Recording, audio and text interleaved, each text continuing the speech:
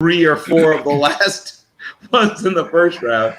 And like a handful of picks in later rounds were just dart throws, but I got a couple of them right. But like in the 5th and 6th, like, oh, that's exactly where I thought Tyler Gillespie was going to go. Like, what do you know? Woo! Way to get a 4th rounder. But yeah, the first. So yeah, I do at least one 7-round mock per year because I'm a masochist, and I just spend months and months and months and months and months and months and months just immersed in players.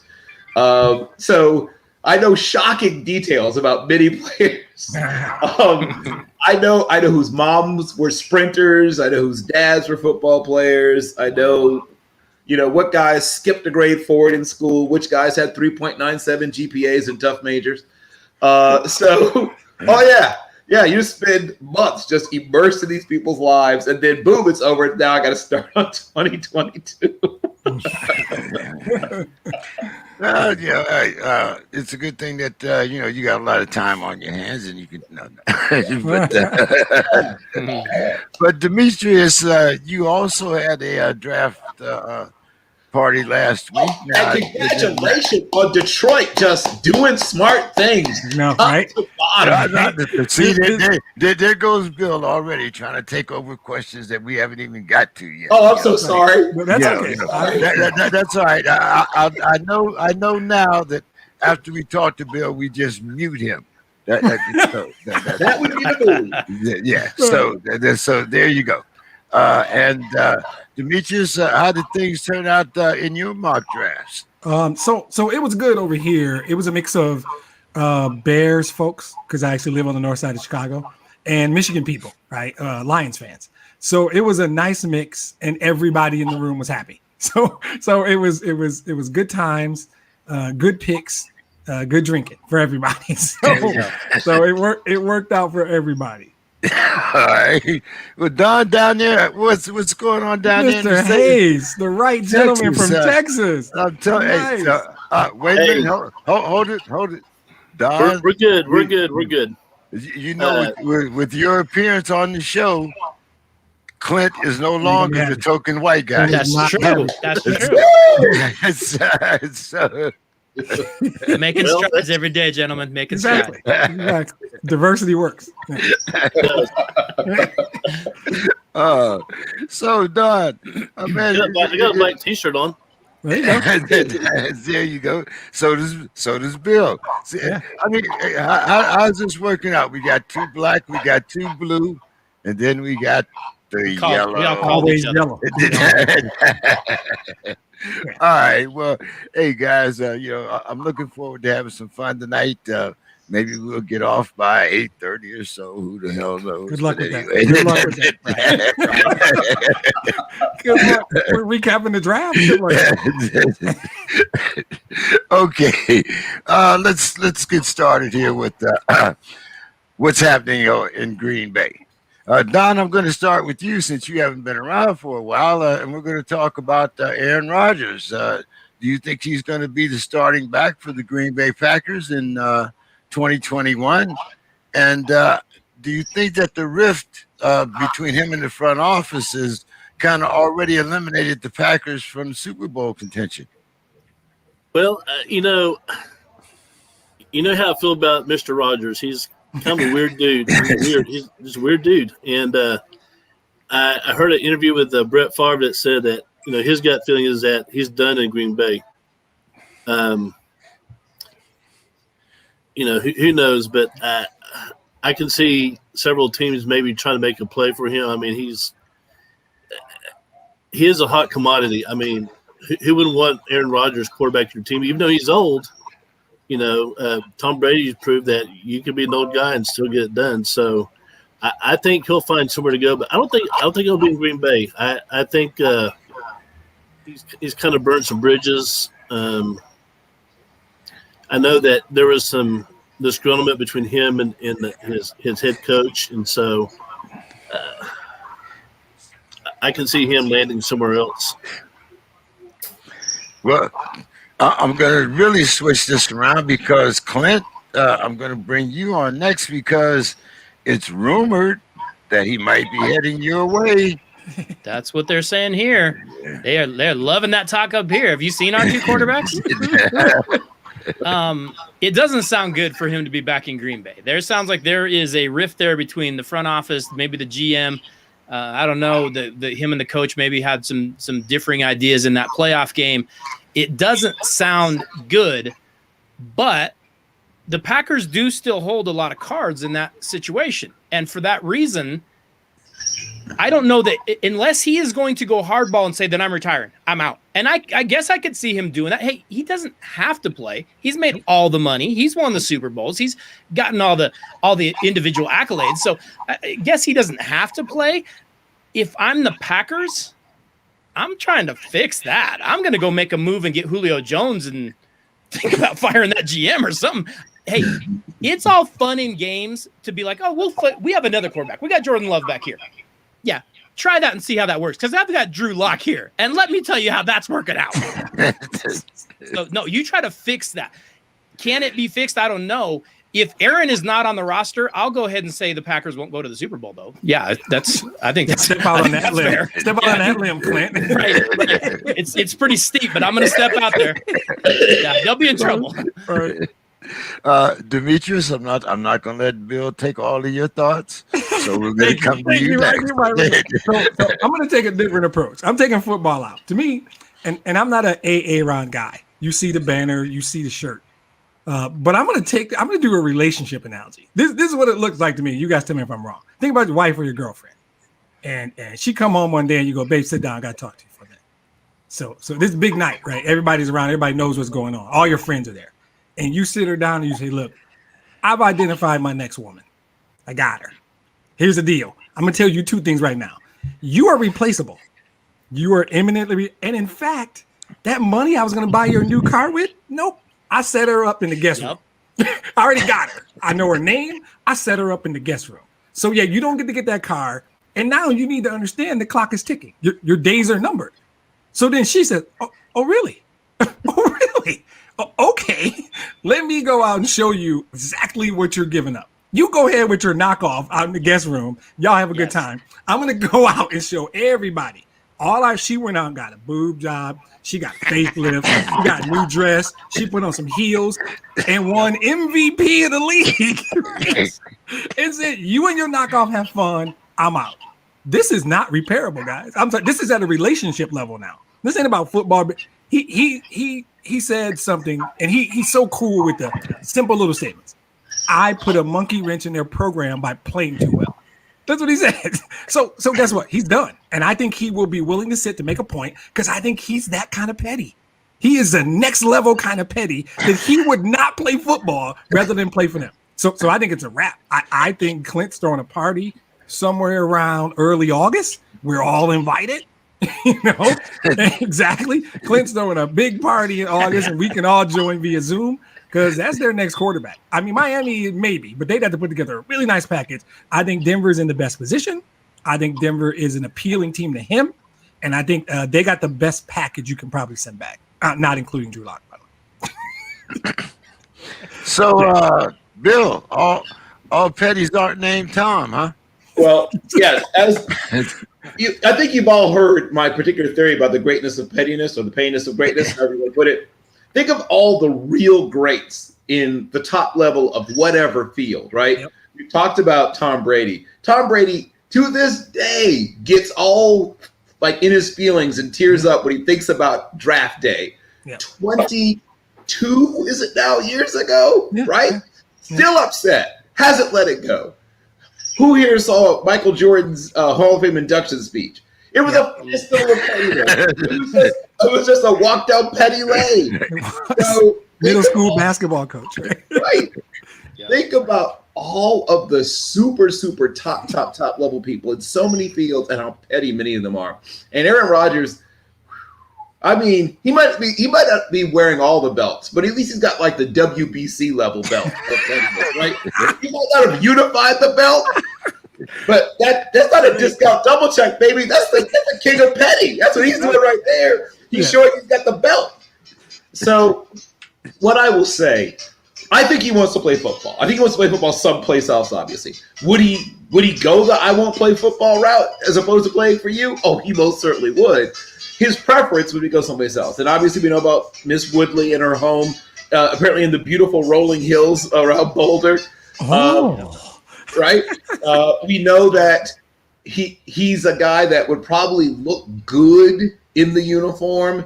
He would probably, fit well with sort of the loose kind of goosey kind of culture. He's a kid who's from, well, not quite the Bay Area. He's from like between the Bay and Bakersfield, I guess is where he's actually from, Chico area. Yeah. But it's, sort of a similar kind of granola vibe. I could see him, fitting in, right? He would go right in there and, befriend some of obviously he and Elway would have long talks about, having to drag the carcass of a not worthy team behind them for many years. So it's a good fit.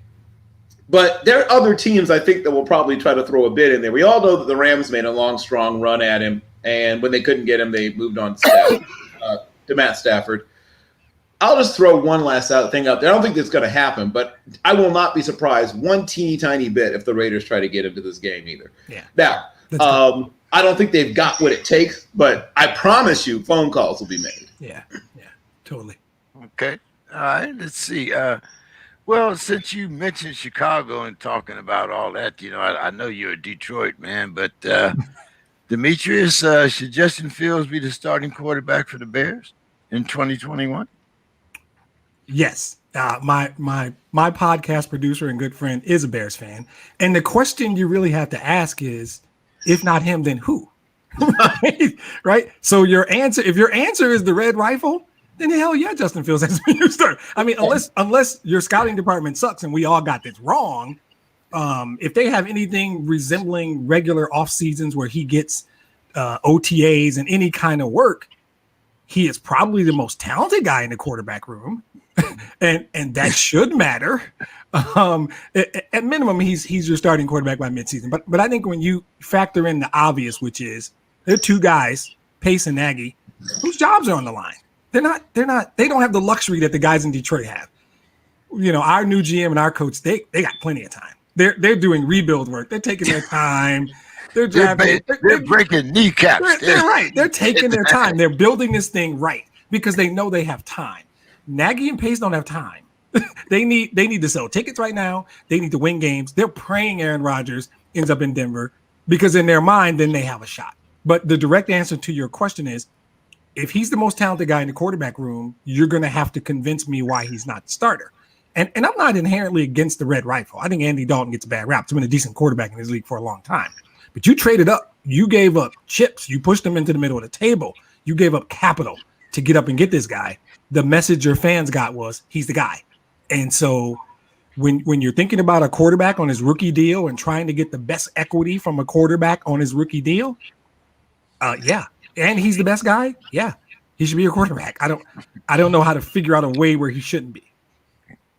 Don, what's your thoughts on that? Should Justin Fields start for the Bears? The Bears. The Bears.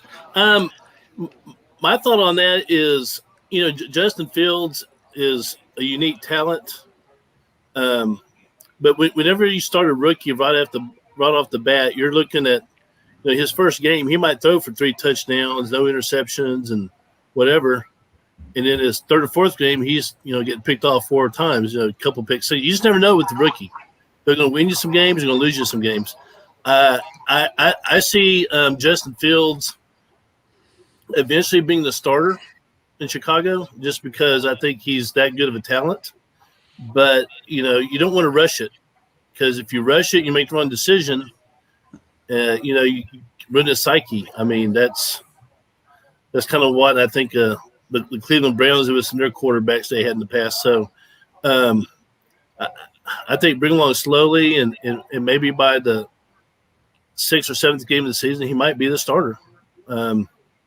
Hopefully Dalton can take him under his wing and kind of mentor him. I think Dalton's he's a veteran. He's older guy. It's funny I call these guys old when I'm still old enough to be their dad.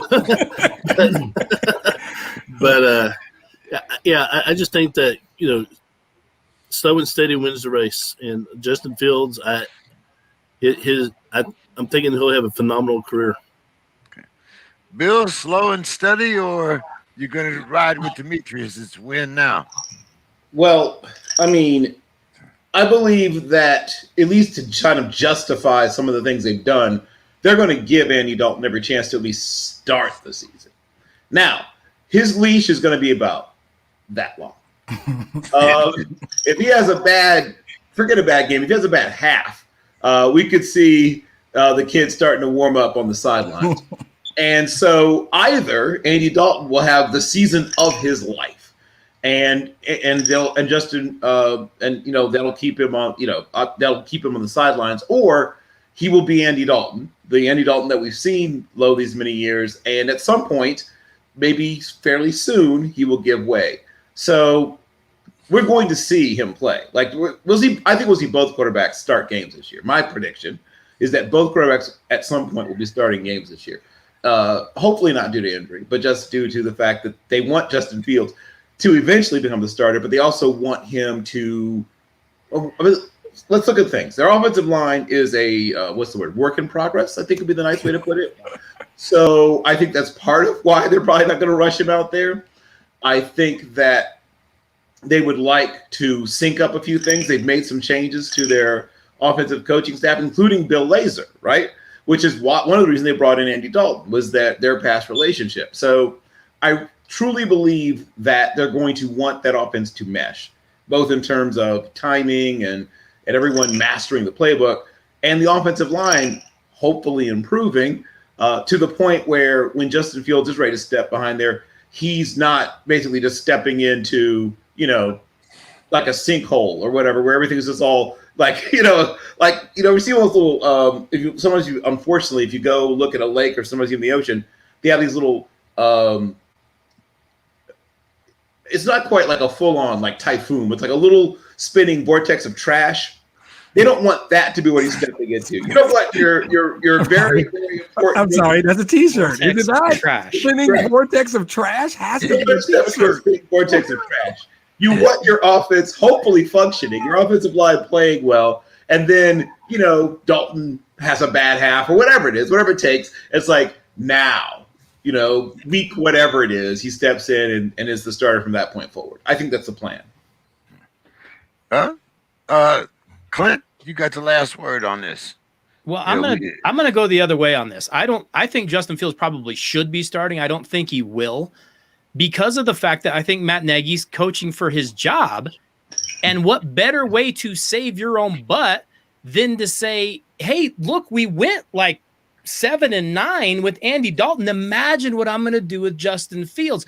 So I could totally see him in self-preservation mode and just running the veteran out there and holding Fields out almost as a redshirt year to save his self, because he knows if I show all my cards, I'm getting fired. Like we all know, I'm getting fired before the end of the year. So I could see him holding on to that as long as he could. The one question I guess I have, and this is a little off subject, but Justin Fields, great draft pick for the Bears. And also, if you're Justin Fields, you had to just be going, really? That's where I got to go? The place where they just chew up quarterbacks and spit them out, that's where I get to go. So that's not an easy town to win in. We haven't seen it very often. So good luck, all the best. I don't know how that's going to go, but I think Nagy tries to save himself and just runs the red rifle out there every time. Okay, let's see. Don, Trey Lance, your thoughts?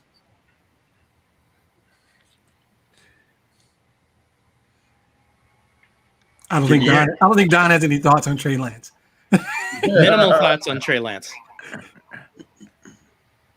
Don, can you hear us? Yeah. I think it's frozen. He looks like he can hear us, but he's actually frozen. Don, are you there? Uh-oh. We got... Oh, wait a minute. Wait, he moved. He moved. Okay. Don, can you hear me? No. Okay, Don can't hear us. So I guess we'll start with you, Dimitri. I think this is the opposite of the one we just talked about. They have John Lynch and Kyle Shanahan have all the time in the world. Their confidence in their positions, they have security, unlike Nagy and Pace. So I think they can let Trey Lance, first of all, and I don't know if Trey Lance is quite ready. I think Trey Lance, by everyone's definition, probably needs more time to develop. He might have a higher ceiling. We don't know, but they have Garoppolo. So it's all the things we just talked about. The GM and coach have much more job security. They have a better quarterback that they can play now. And this kid needs more time. So I think it's a fit in terms of let's let him develop and let his play on the field determine when he plays. There will come a day where Trey Lance will give them the best opportunity to win football games, and that's when he'll start. I don't think that'll be game one. If they make a move and move Garoppolo for some reason or something like that happens, that's fine. I don't think they drafted him thinking he would start game one. I think the idea was that he would learn the system, and by all accounts, Kyle Shanahan's system is fairly difficult. Just roll in and understand all of that. So I think he will get the best case scenario. Well, he'll get plenty of time to develop because a healthy Jimmy Garoppolo still makes them a competitive team. So they don't need to rush him out, and they're not worried about their jobs. Don, can you hear us now? Yeah, my computer had to be rebooted, or I guess get out of the studio and get back in. So what are your thoughts on Trey Lance? Oh, yeah, Trey Lance, you don't really think of like North Dakota State as being a football factory, or a quarterback factory. But hey, him and Carson Wentz, I like this kid. I think he's going to. I think he's going to have a great career in the NFL. That draft they had like Roethlisberger and who else? Rodgers, I think he was in it. They said there's going to be no bust as far as his quarterbacks. Put Trey Lance in that category. I think he's. I think he might. I think he'll start before Justin Fields will. Whoa! I'm taking that back now. I'm taking that wager. Bill, You're asking about Trey Lance? yes.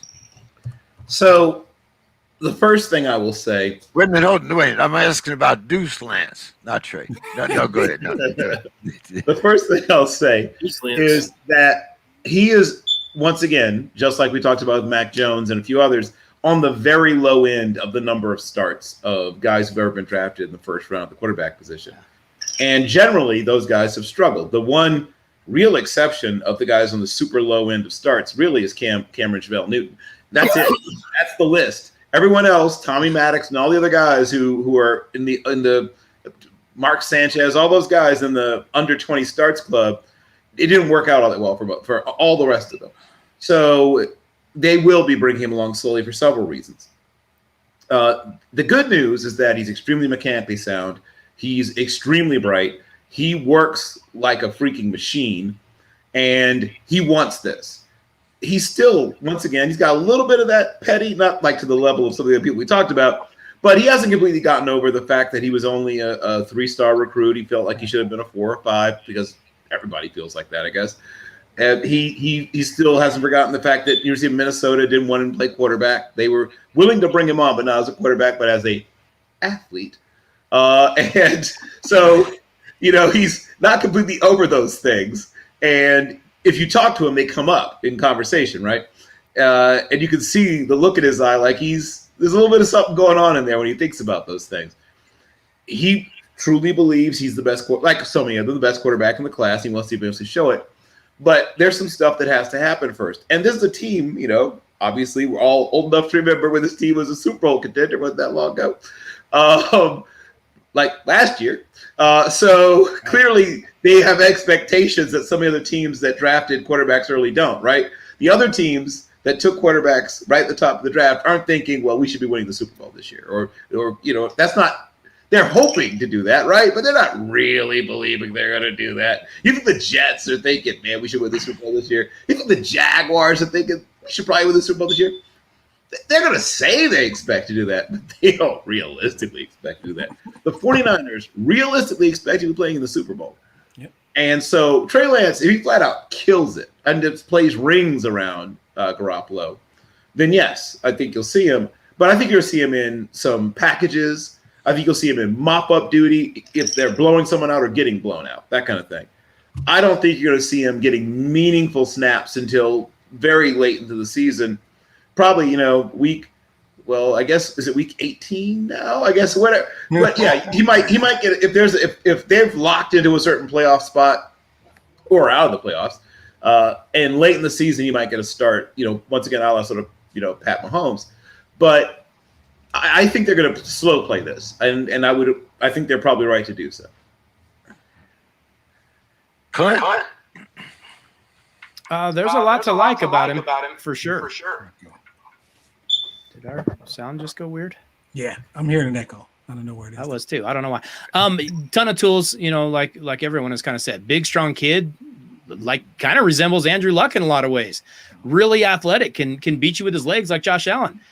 Lot of guys you can compare him to. And also he could be that small school guy that kind of forgets how to play football when facing NFL defenses like Carson Wentz. You don't know. We haven't seen him truly tested against big time competition. Does he check all the boxes? Yes. Aside from the fact we don't really know who he's faced, and we really haven't seen him play. Like Bill mentioned, he had that limited amount of starts, and then this last year he came in and played like a series or something. So we haven't seen him much. So I don't know. I don't know if any of us truly know how Trey Lance is going to be. But man, he checks a lot of boxes. He sure fills out a uniform and looks really good. Big, strong kid. It sounds like all the good things, but I don't know how he's gonna do when he gets on the field against a live defense. I don't have a clue. Speaking of not having a clue, but it seems like maybe, this year they might have gotten it right. Bill, what did you think about the Jets draft?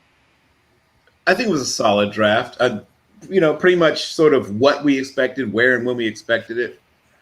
Could they have squeezed a little more value out of some of the places where they were? Probably. I think if you're open, you should always have your mind open to both trading up and trading down. That's my opinion. Now, obviously, when you're up at the top of the draft, there's not the opportunity to move up, but there's always opportunities to move down. And they're not 1 or 2 or even 7, in my opinion, or even 7 or 8 players away from winning the Super Bowl.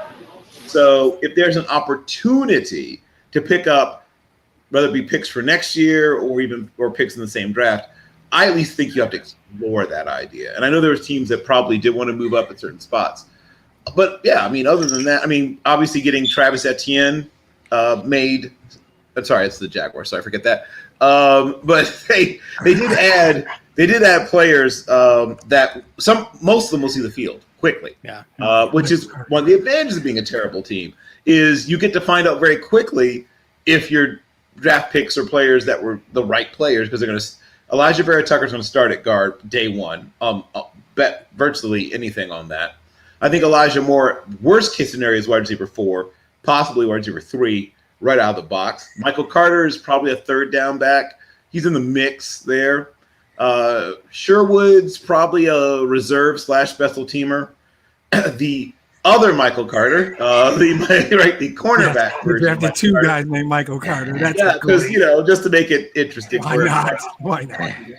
Michael Carter the second, both in terms of where he was drafted and his actual name, is going to probably push for like some dime nickel kind of duty. When you go into some of those Hail Mary type sets where you've got a bunch of DBs on the out there, and then Jason Penix, kind of a similar player, probably a special teamer, very decent athlete, had some decent tape at Pitt.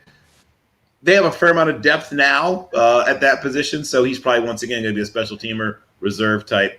But I expect 3 or 4 of their draft picks to see a lot of play as soon as the season begins. You'll see some of those guys in the field, and then the rest of them are sort of depth / special teams kind of guys. But you need depth, as we've seen demonstrated, and you definitely need special teams players. You don't just live and die with 22 players, or 24, I guess, if you count specialists. What I'm expecting, or what I'm thinking you might see, since Carter has played both some safety and corner at Duke, who is a smaller back. But I think he's a guy that will push to see some time. And here's another guy. Now, I don't know what position they're playing to play Hamza Nasruddin. I've seen him listed at linebacker in some of the reports of his draft. I don't know if that's exactly where they see him, but if they do, they see him as that hybrid safety linebacker type, sort of like Mark Barron and Deion Buchanan and lots of guys, and even Malcolm Jenkins in the latter part of his career, the overhang defender. So we'll see what happens with that. But to get him where they got him in the 6th round is, in terms of just pure value, that's their best pick. Eccles is another super athletic guy whose tape is just meh. I love Jonathan Marshall. I, to this day, don't understand why he was still available that late. I would have taken him in the end of the 3rd and counted myself lucky, but they managed to get him right at the tail end of the draft. He's a terrific football player. That was a shocker to me. Clint, now that Bill has mentioned everybody but the water boy and the massage therapist, do you you want to comment on the Jets draft? Massage therapist. You went there, James. Hey, Clint might break down the massage therapist. Let's wait. Let's see. Let's not assume he won't. If Clint can hear us, can you hear us, Clint? No, I'm cutting out or something. I don't know why. We want you to break down the Jets massage therapist.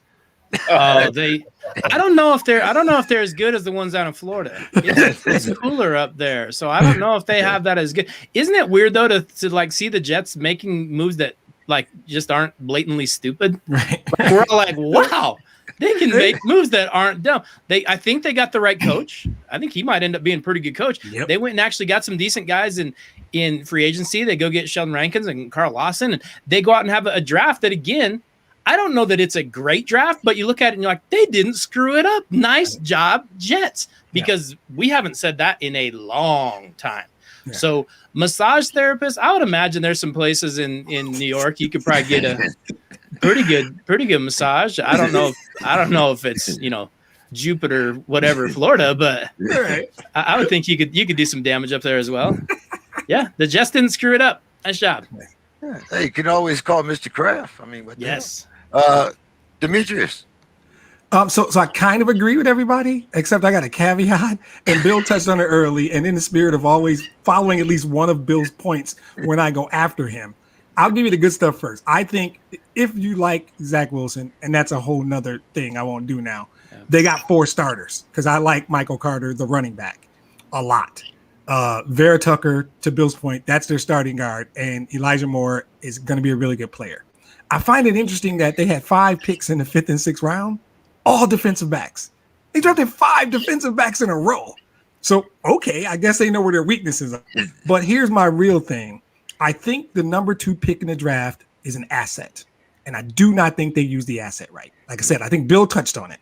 I think you could have traded down and utilize that asset to fill a lot more roster holes. When you're a team like the Jets are, and I know what that's like because my team is very similar, and you have holes at pretty much every level, the selection is not a player. And I think they locked in on that guy. This is our quarterback. Good. You're not going to be great this year. And there's decent quarterbacks next year. Yeah. Or you could have filled more holes if you had used the asset that is the number 2 pick in the draft better. So did they get it right? When they decided to pick, they got it right. I question picking number 2. I think you probably got some really good phone calls, and I don't know if you wouldn't have done your team a better service by trading that pick and getting better players. That leaves you, Don. What's your thoughts on the Jets draft this year? Well, I really like Elijah Moore. Tucker's a great offensive lineman. So they like Clint was saying, they didn't screw it up. I mean, as a school teacher, I'd give it, like an A- or B+, somewhere in that area. That's fair. I agree with Demetrius. I saw Michael Carter play on TV a few times this year. North Carolina had a good 1-2 punch at running back, and he was one of them. Yeah. So I'm really not a Jets fan, but I know that in New York they're the bomb. So I think they did themselves well. They got a variety. They got, like I said, shitload of DBs, that's for sure. But I think it'll be interesting to see how Zach Wilson develops.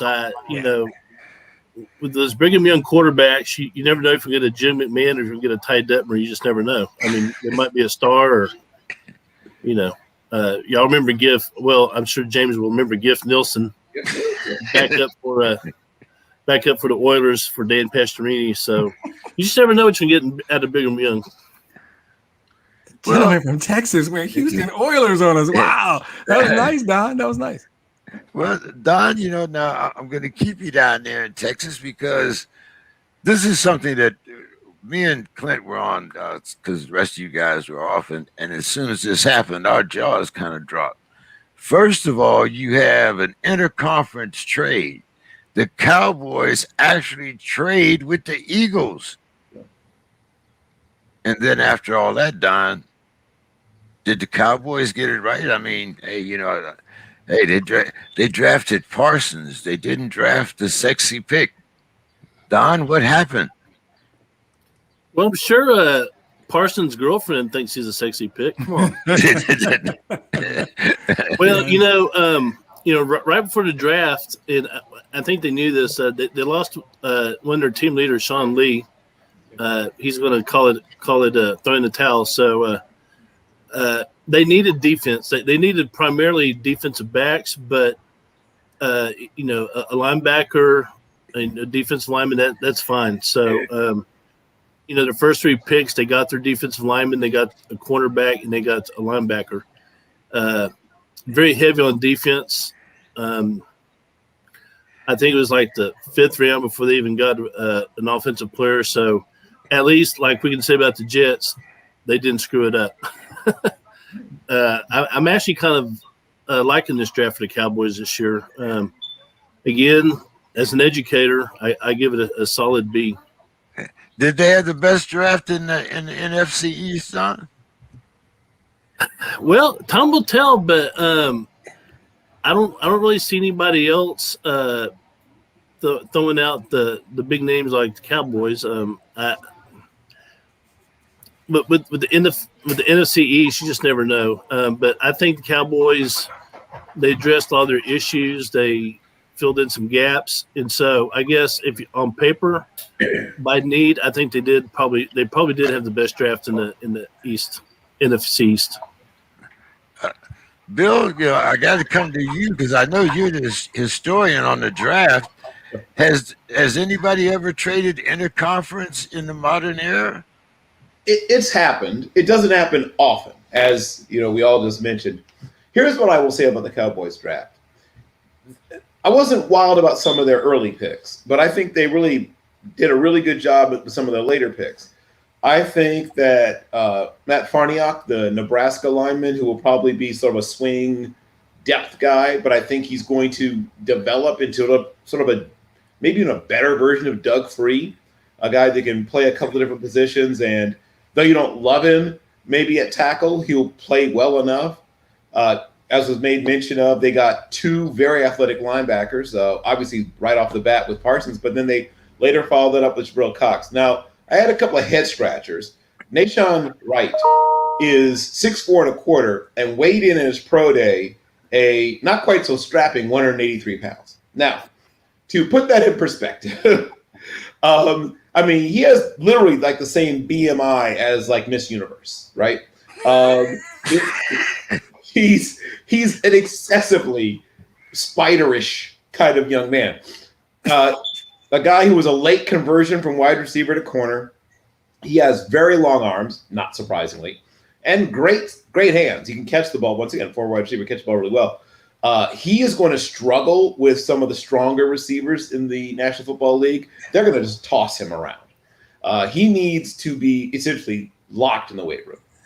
And Chauncey Golston, I don't dislike him as a player, but I feel like there were better pass rushers still available at pick 84. That was kind of a bit of a head scratcher. And I frankly think they should have tried to find their pass rusher at pick 75. Osa Odigizua is not a bad football player, but he's kind of a tweener, a guy that sort of is a part-time 3-tech, can play 4-eye, maybe even 5 a little bit, but not really a pass rusher, and once again, kind of a smaller guy as a 3-tech. He needs to put on probably another 15, 20 pounds if he wants to really handle the kind of power he'll face inside at this level. But I think their 2 steals were Semi Fehoko, who they got the 179th pick overall, who I think is going to end up being their first really sort of big-bodied, jump ball, wall people off receiver they've really had since Dez. He tested better than people were expecting. He has really good hands. He's a good downfield blocker, which I know matters in the run game. If you want to get big runs, you've got to get blocking from your wide receivers. He's a good blocker. They tend to do a good job teaching that at Stanford. And then one other guy I think may end up being better than people are expecting is Israel Mukuamu, the other corner. I thought they'd get a corner from South Carolina, but I was wrong about which one.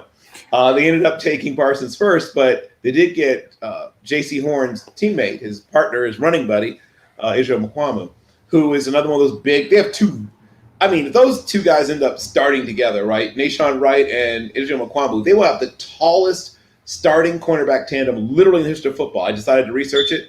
There has never been – if those two guys become starters, they will be the tallest tandem of starting corners in the history of the NFL. Wow. Clint. Yes. The Cowboys went and kind of did the same thing as the Jets, and we kind of grade the Cowboys on the curve, right? Like we don't grade them and say, well, they went out and they had a solid job. We're like, oh my God, they didn't screw it up. Hey, Dallas allowed 30 points a game last year. So they went out and they used 8 of their 11 picks on defense. But it's a little bit of the Chris Rock thing. Like you want credit for something you're supposed to do, right? So we do kind of, hey, Jerry didn't screw it up. Instead of grabbing Devontae, who they didn't need, and we don't know if Devontae can play in that league or not. We're going to find out. He trades down and he gets Parsons, who looks like he absolutely can play in that league. Yep. So we're all kind of stunned. Jerry did something smart. Well, kind of, but we saw your defense last year. And like I've seen a Kardashian put up, more of a fight at the BET Awards than what your defense did. So I'm not going to say you killed it. Like you did okay. Well done, Dallas. Jerry, again, you didn't screw it up. Nice job. Yep. Dimitri? Kardashians at the BET Awards. I'm sorry. We can't just let that go. That was rock. That was straight rock. I love it. So I believe, and Bill mentioned him, I believe one of the steals in all of the draft, and I hate to give to Dallas, I think Jabril Cox is going to be a fantastic football player in this league. As a 4th-round pick, I think 2 years from now on the SPORTSKRIB, we're going to be like, wow, how was he in the 4th? Yeah. I'm a big Jabril Cox guy. But to your question, I do not believe they had the best draft in the East. I happen to like what the football team did, personally. Like, Bill had Jamin Davis on his linebacker list about 3 weeks ago when we talked about him. That kid can play football. They got a tackle out of Texas, I want to say. Help me, Mr. Hicks. Cosme? I think he's out of Texas. Sam Cosme. Sam's going to be starting tackle. I try to remember these names. They got a cornerback out of Minnesota. Bill will help me out. Benjamin Saint-Just. Boom. There you go. That guy, love him. And De'Ame Brown is one of my favorite players in the whole draft. The football team had a really good draft. And so to your question, no, I like the football team to win the division. I think Ron Rivera, if they can get a decent name that won't offend anybody, the football team's doing some really nice stuff. I like their draft. I like what the football team did. Well, since you liked what the football team did, Demetrius, I have a question for you. Okay. What happened? The Lions passed on a wide receiver. We talked about this, and I said, simply put, the Lions had, Brad Holmes' word was, a cluster. That cluster was 3 players that they were going to take. So this is what the Lions draft room was like. 3 guys in order: Sewell, Pitts, Chase.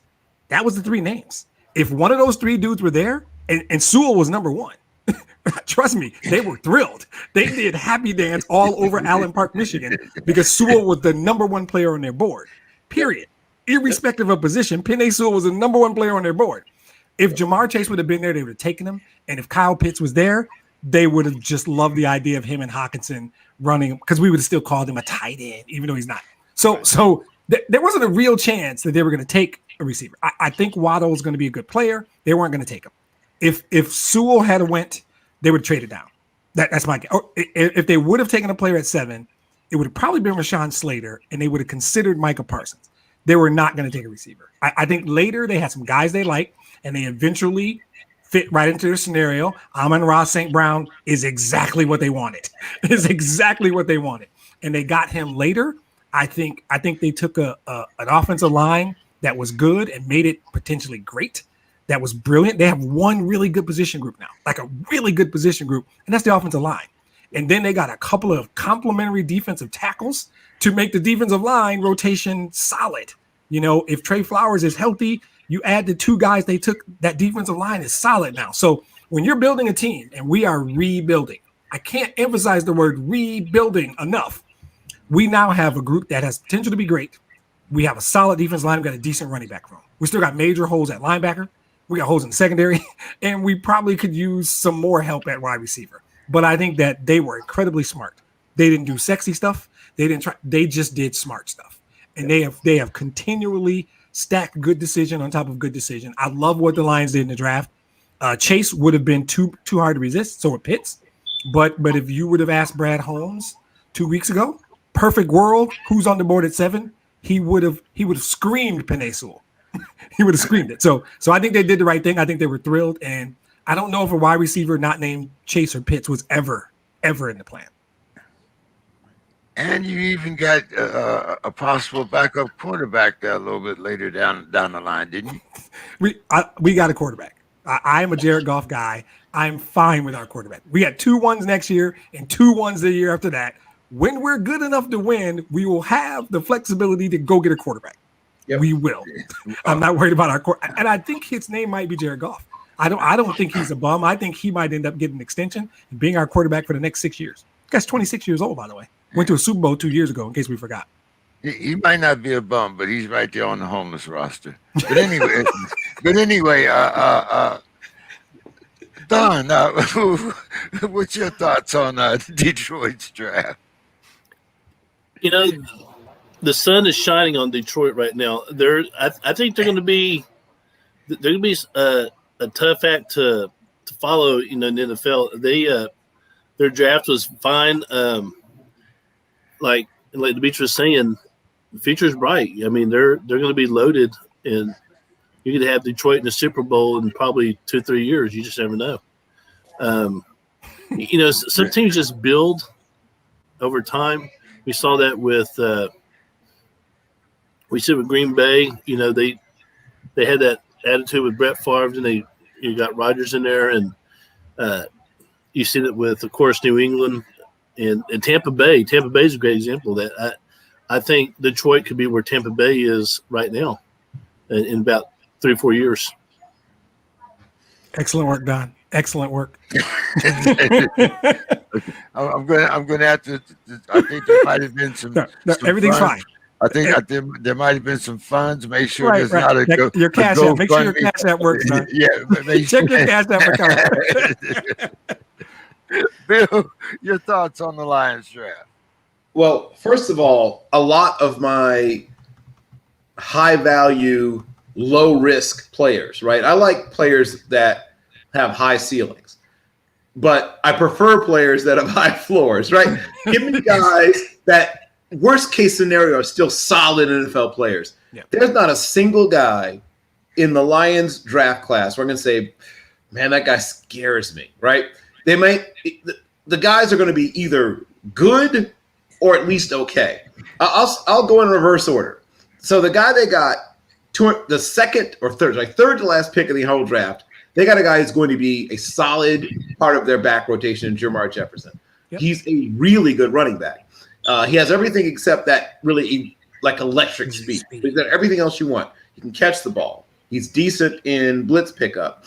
He can break tackles. He's slippery. It was shocking to me that he was there as late as he was. There's a guy that if they'd gotten him in the 5th round, I would have still called a bargain. Then they got a Lim McNeil, right? That's a terrific player. He's going to play for right away and is a rotational player on the inside and be disruptive. That's the player. If you remember the Tom Donahoe, fist bump kerfuffle with Howie Roseman. Exactly. That's the guy they wanted. Yeah. That's the player he wanted. And when they traded down they lost the chance to get him, and that's the player that Tom Donald was salty about. And here's the guy that my personal favorite. I really like Derek Barnes. I mean, Michael Parsons? Not quite, but he's closer than you think, right? He's not quite that like rare, off the charts, freakish athlete, but he's a really good athlete. And frankly, he's a smarter ball player than Michael Parsons, who runs himself out of his main plays he runs himself into.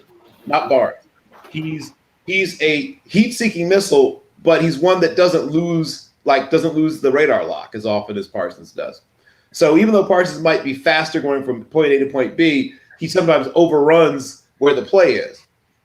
Barnes is one of those guys that's good at not overrunning the cutback lane, honoring his responsibilities, gets people organized. He's going to be a leader in that defense sooner rather than later.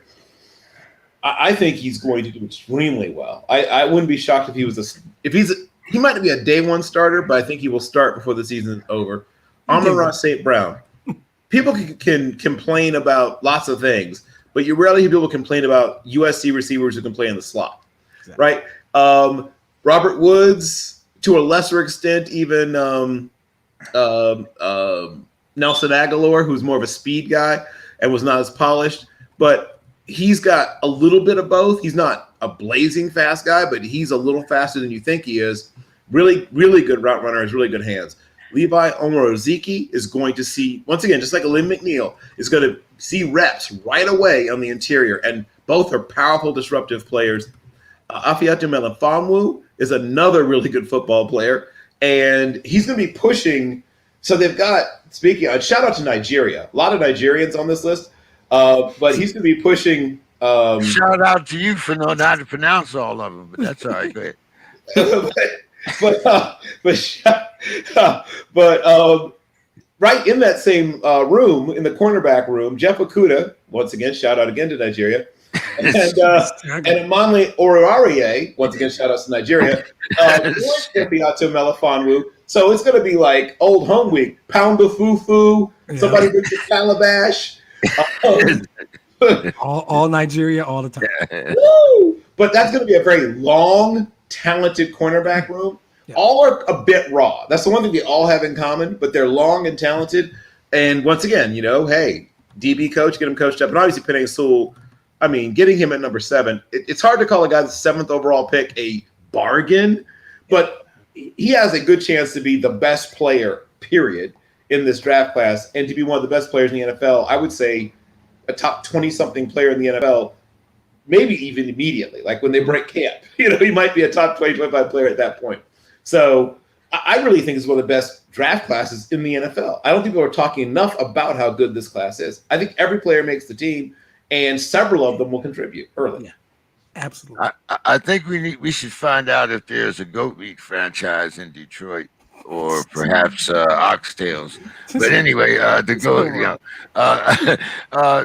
Clint, what's your thoughts on the Lions draft? I like their draft. I don't like it,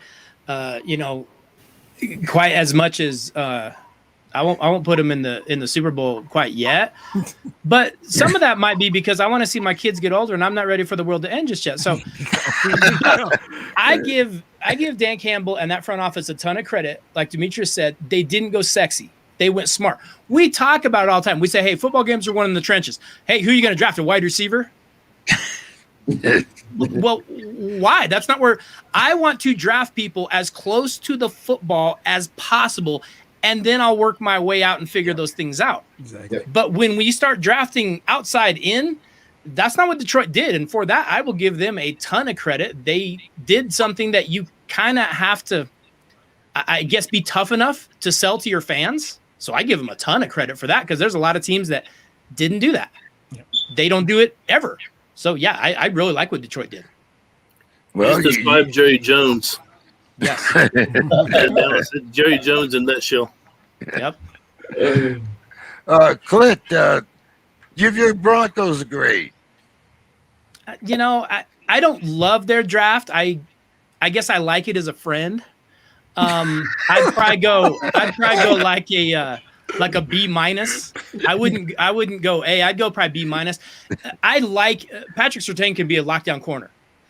Was cornerback the biggest need that they had? Probably not after they got Ronald Darby and Kyle Fuller in free agency. So maybe that's not as much of a need, but I get it because both of those guys aren't going to stay healthy all year. I do really like North Carolina running back Javonte Williams because he is a man. So nothing wrong with that. And they did lose Philip Lindsay in the offseason. So that's a good – he'll probably be a day one starter. That won't surprise me at all. Baron Browning, nice athletic linebacker. He's okay. Jamar Johnson actually might end up being a steal, and they get him in the 5th round. He's a pretty intelligent kid and really athletic. But again, they didn't address their needs necessarily. Now, I'm fine with taking best player over need. That's how you get Michael Jordan instead of, some guy from Kentucky named Sam Bowie. So I'm fine taking best player available. I don't have any problem with that. But they did have some needs they didn't address. They didn't get an inside linebacker. They didn't get offensive line help. And, of course, they didn't get a quarterback. So unless they do get Aaron Rodgers, which, we're kind of keeping those fingers crossed, that means Drew Lock will have to beat out Teddy Bridgewater, which doesn't sound that difficult. But have you seen Drew Lock play? He's not beating out Teddy Bridgewater. He couldn't beat out Teddy Bridgewater ever. Teddy Two Glove will be the starter in Denver unless they go get Aaron, because they didn't address that need. And maybe that was their plan. I like the players they selected. They just didn't address their needs quite as much as I wish they would have. Demetrius, Teddy Two Glove. Yeah, I think it was a great draft for Denver Denver because Surtain and the guard from Whitewater and possibly Williams will all be in the package that will bring you Aaron Rodgers. so ultimately, literally, it's a great draft. I think it might just take the guard from Wisconsin Whitewater, Surtain, Teddy Two Gloves, and a couple of picks. I don't know, but ultimately that draft is going to be graded and measured by the fact that the bulk of it got you Aaron Rodgers. I like what they did. With the see, Clint covered it all.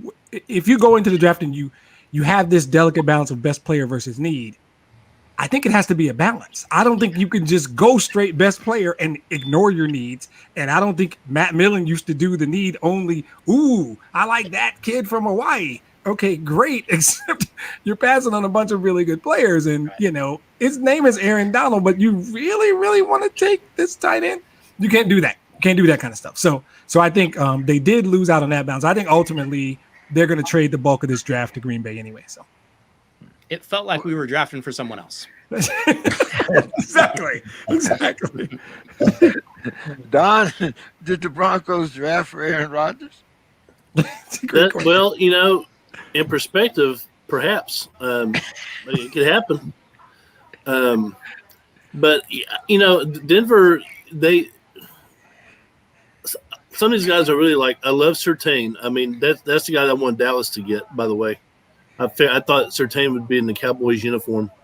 Javonte Williams, in any other year, he's probably a first-round pick. I know back probably 10 years ago, he's probably in the first round.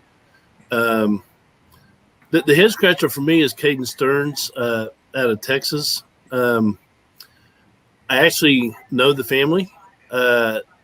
Caden's brother Jordan played at Oklahoma State with my nephew, and he's a San Antonio kid. And so I've been around the family. Great mom. Jordan's a good kid. My only thing about Caden Stearns is that as he was at Texas, his best year was his freshman year. And from then he just kind of digressed. And then he got to the point where he had little nagging injuries. He stubbed his toe and had a hangnail. He couldn't play. And then he finally opted out. So if Caden Stearns can get that fire lit under him that he had his true freshman season when he played balls out against LSU. Texas gave LSU their best game that year, that championship season. Caden Stearns he needs to recapture that lightning in the bottle he had. But I love Surtain. I had a hard on for Surtain when he thought he might be a Cowboy, but I hope Denver enjoys him. Well, Bill Surtain was one of the guys that you talked about all year. I mean, every time we talked about the draft and cornerbacks, you talked about Surtain. So, what's your critique on the Denver draft and the need? Well, I mean, Surtain, as was mentioned earlier, is going to step in and add to an already pretty talented group that they have in that DB room. They also added Kari Vincent, who is a track and field standout at LSU as well as a DB. So there's a chance that he's going to help you in special teams, but I wouldn't be shocked if he eventually replaced Bryce Callahan. He's a guy who has some experience of playing in the slot. My only real sort of circle thing was pass rush, right? They got Jonathan Cooper and Marquise Spencer with their last two picks, and neither of those guys exactly terrify you. I guess I would say if you're an offensive line coach or an offensive coordinator, they're certainly guys that could possibly make the team. I think probably one or the other ends up making the team. I don't know if both do. Seth Williams is an interesting player and a project, so he'll probably start out as a special team reserve type. I think that for pure value, the two picks I probably like most are probably Quinn Miners, who I think, once again, is just a day one starter and, throwing people around like empty garbage cans. And then and that's, as Don just mentioned, if Caden Stearns, who was a freshman All-American, I circled him as sort of a future first rounder. And then, he was never quite the same guy. You could see flashes, right? You see maybe a few moments in games after his freshman year where you'd say, oh, there's the old Caden Stearns. If somebody can get that pilot light lit and keep it on, you've got a top 10 to 12 starting safety that you got, once again, very late in the draft. So I feel like they got some good value in certain spots, but some of the picks were sort of quizzical. As Clint sort of pointed out, they seem to like piling onto their strengths as opposed to sort of shoring up their weaknesses, which was sort of interesting. But as was mentioned earlier, I'm about getting the best value possible. So they did a decent job of doing that. You can find other ways to address need, and to quote once again the great former coach Brian Billick, need is a terrible evaluator of talent.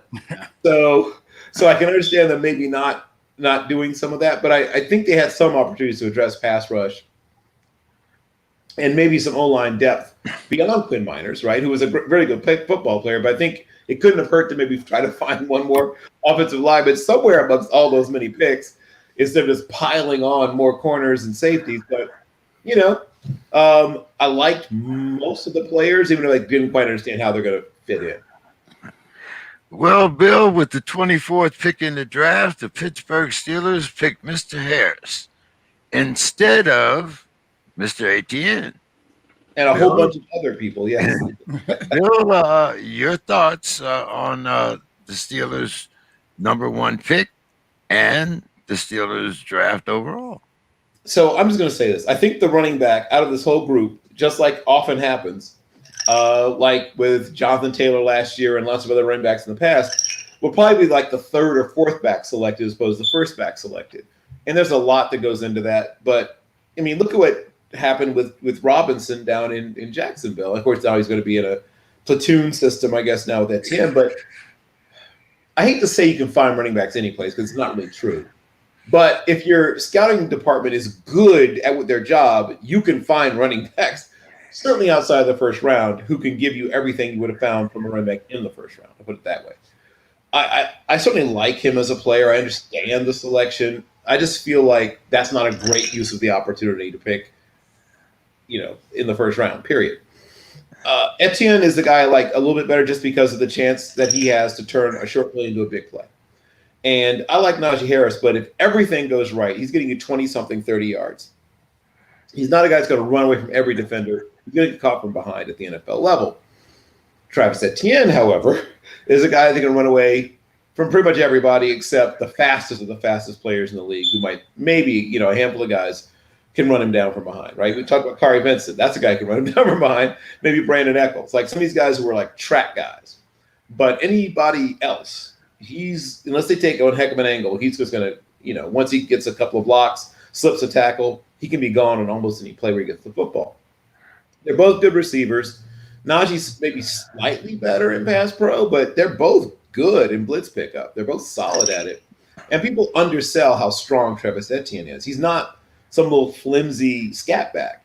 He's a 215, 16-pound man back. He's got some the guys he sort of reminds me of are sort of a combination of Adai in his days with Peyton Manning in the Colts and Robert Edwards, who unfortunately, as I mentioned, lost his career to, of all things, a touch football game in the sand at the Pro Bowl. Yeah. But he's a blend of those two guys, right? A smart player. He has a little bit of everything in his game. And Najee's a really good player too, but he just can't run away. What's the thing I say about healthy scratches from running the 40? If a guy thinks he can help himself by running the 40, he runs the 40. The only guys that don't run the 40 if they're healthy are guys who know they're not going to run well. So, what does that tell you? And Najee, totally healthy, says, nah, I'm good on running the 40. That tells you he's not fast. That's what it tells you. Don, what's your thoughts on the Steelers draft, particularly, taking Najee Harris over ATN? What's your thoughts there? Well, think about ATN and Najee Harris. There is no bad choice there, really. I kind of agree with Bill. ATN might be, a hair of a bigger deal, little tad bit faster. But when it comes right down to it, either one would work for any team that needs a running game. So I'm cool with Najee Harris. They might have found their replacement for Pouncey at center. That's a good move because that Roethlisberger needs a freaking offensive line, and I think the Steelers went out and addressed some of those gaps. They go far enough, I don't know, but we'll see. I think they got a tight end out of Pittsburgh or no, Penn State, yes. And so, tight end, if he has good hands and he can give Roethlisberger out, that's fine. But overall, I think they did a good job addressing their needs, and I think James, you had some speculation that they might take a quarterback in the later rounds, but they didn't. So I know that really pains me. Coming to Clint, that's the thing that scares me most. Now, you got people talking about Big Ben playing another 2 or 3 years. I want him out of there yesterday, but that's my thought on it. But so what's your thoughts on the Steelers? Well, I'm sure the waitresses in Georgia want him out of there too, but they don't always get what they want. I was a little shocked they didn't go offensive line sooner. I thought they might just go try to beef that up. They lost players. It wasn't just that, hey, the offensive line wasn't great. No, they all left. So they've got some holes to fill there. So I was a little bit surprised. I think they just decided, look, our offensive line isn't going to be good. Of all the running backs available, who can make a hole for himself? And I think they just took that guy. So it was like either him or Trey Sermon. I just don't know that you needed to go first round to get him, but they were just like, our offensive line isn't going to get better yet. So let's just have a guy that can blast holes into the wall there. I was a little shocked. I thought they might, they ended up addressing, I think, in 3rd and 4th round, but there were still some guys on the board in that first round when they took Harris that I thought they would go offensive line first. So that surprised me a little bit because usually Pittsburgh is that team that always makes the wise choice, I guess. But I like Harris. I like the fact that he can run between the tackles and run tough. Doesn't put the ball on the ground a lot, so I like that aspect of it. But I don't know if he. I thought they would go offensive line. They didn't do it. Yeah, when they took the tight end, that kind of shocked me. I thought they should have went O-line right there also. But I do like the pick of the center. I think he could be a steal. I mean, he's not going to be another Maurice Pouncey, but he could be a diamond in the rough. I love Demetrius, Kendrick Green. That was my favorite pick of the whole bunch was Kendrick Green. yeah, for us, yes, most definitely. Demetrius, what's your thoughts on the Steelers? Yeah, I'm not inherently inclined to disagree with Bill. And maybe I'm disagreeing with everybody. I love what they did. I think they just did Pittsburgh Steelers stuff. I think the center and the tight end are going to be starters. And I think Najee was perfect. I think Clint touched on ball security, which is a big deal. I don't even know if Kevin Colbert looks at 40 times. Pittsburgh running backs don't need to run 40 yards. They need to get me 5 on 3rd and 4. That's what I need. I don't need a game breaker. Who's the last game breaker 90? That's not Pittsburgh Steeler football. I'm confused about this whole conversation. Najee seems perfect to me. He is versatile. He catches the ball. I think he's got less wear. Etienne had 17,000 carries in college or slightly short of 17,000 carries in college. He's got less wear than Etienne. I think he's bigger. I think 232 sounds like a Pittsburgh Steeler halfback to me. 6'1.5", 232 sounds like a Steeler running back. He can play all 3 downs. If he doesn't put the ball on the ground, he sounds like a Steeler. I love what they did. Now, I'm inherently a Kevin Colbert guy. He was in my organization at one point. We let him go. I think they did Pittsburgh Steeler stuff like they always do, and I think they nailed it. I think they got a starting center, they got a starting tight end, they got a starting running back. That screams Pittsburgh Steelers. That screams Steelers. I love what they did. And maybe I missed something, but I love what they did. Oh, I don't think you missed something. Here's what I'm going to say. The starting tackles are Chukwuma Okorafor, shout out to Nigeria, and Zach. Nigeria crushed this draft class. I know. But that's the starting tackles right now. Chukwuma Okorafor, who should be a reserve sort of swing guy, and Zach Banner, who is a big but not super great right tackle. He's huge and he plays hard, but he really has trouble with the guys who are quick. Quickness really gives him. And I like Pratt Freiermuth, but he's not really much as a blocker. He's a pretty much pass receiving tight end, which means they're going to have to, really do something. They better do something. They got to find somebody else on the. I second the statement from the fine gentleman from Colorado. Najee, make your own holes, bro. Make your own holes because we didn't invest up there. Well, I like it. Let's see. Demetrius.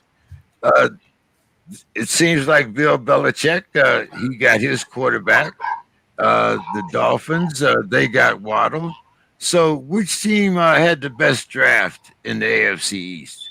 Yeah, and thank you for letting me go first because I get to be the first one. It says William Steven Belichick the third or whatever it is, or junior. So to your question, I'm not a Mac Jones guy, so this becomes really easy for me. I like what the Dolphins did. I like literally everything the Dolphins did. If you think Mac Jones is a guy, it's great. But we got to be honest. They had 2 1s and 2 2s, so it's easy for me to say I love what the Dolphins did. But if you count the tight end they got in the 3rd round, the Hunter Long out of help me, Bill, Boston College. Yep. I think they got 5 starters. I think they got 5. Waddle for sure. Jalen Phillips might be in the conversation for best defensive player in the entire draft. Right. Those 2 for sure. And then they got a safety out of Oregon that I like. I need Bill's help with Holland. And they got Eichenberg, one of my favorite tackles in the whole draft. They did well. I mean, they got it. All 5 of those dudes are going to play. They're going to contribute. I actually like the Patriots' 2nd round pick more than I like Mac Jones. And I don't know. It probably makes me, but I think Barmore might be a steal in the 2nd, but Barmore's a really good player. And I like him more than I like Mac Jones. So I like Miami. I like what they've done. I think they have done a great job. The Lions should take the blueprint from Miami in terms of utilizing draft capital, using it as an asset to build your team out. I love what over the last couple of years, I love what Miami's done. And I think that New England did their work in free agency. They gave everybody the middle finger in free agency, cutting checks. I like what Miami did last weekend, though. Don, what's your thoughts? Who had the best draft in the AFC East? Oh, my opinion, it has to be Miami. Those guys are balls out players. I mean, they got some ballers.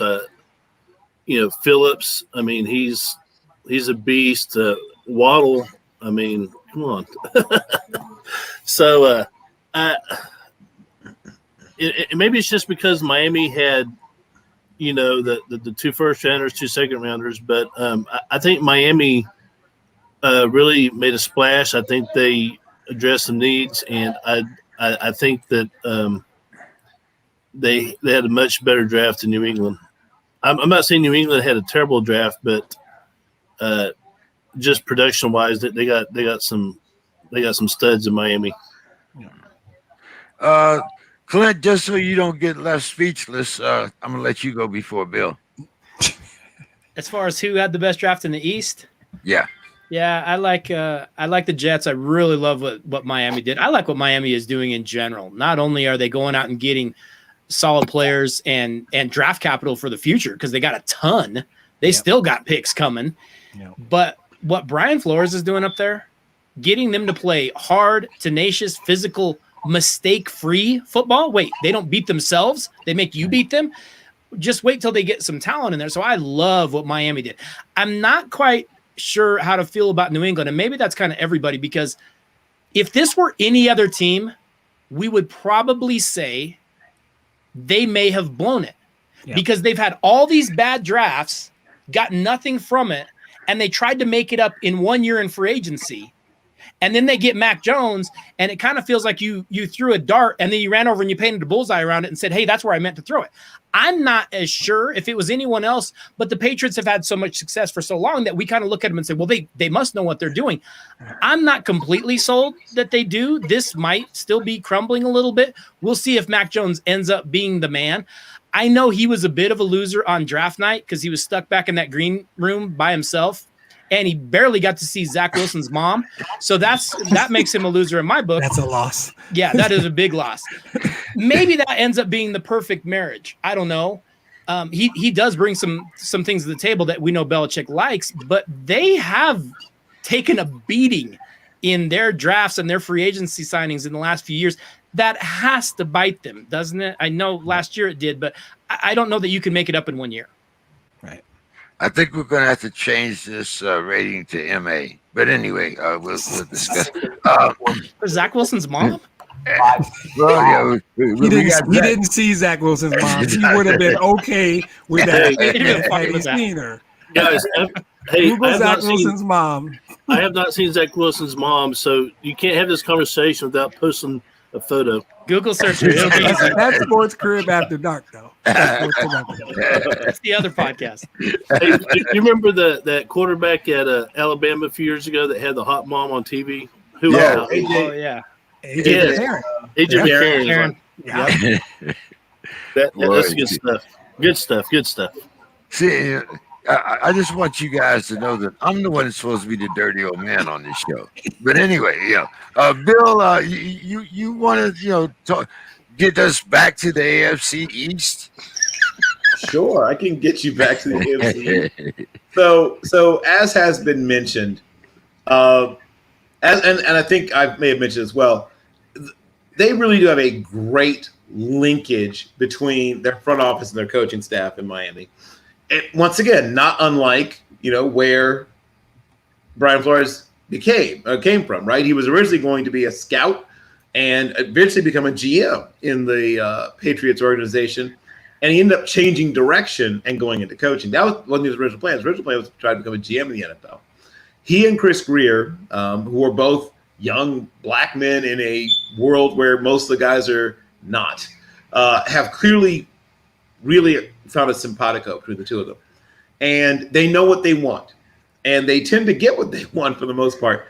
And while I think Lamell Coleman is probably a depth/practice squad guy, and Jared Dokes is in a fight even to make the team, all of the other guys that the Dolphins picked are going to play and contribute. I think the first 3 players probably start. Holland might be a guy who's maybe in big nickel, so maybe not starting as in playing every snap, but he's going to play probably a large percentage of the snaps. Waddle and Phillips, I think, are starters immediately. Eichenberg is a guy that I think worst case scenario is a swing tackle, but could be a starter pretty close to immediately. And as was mentioned earlier, Gesicki is basically just a big wide receiver.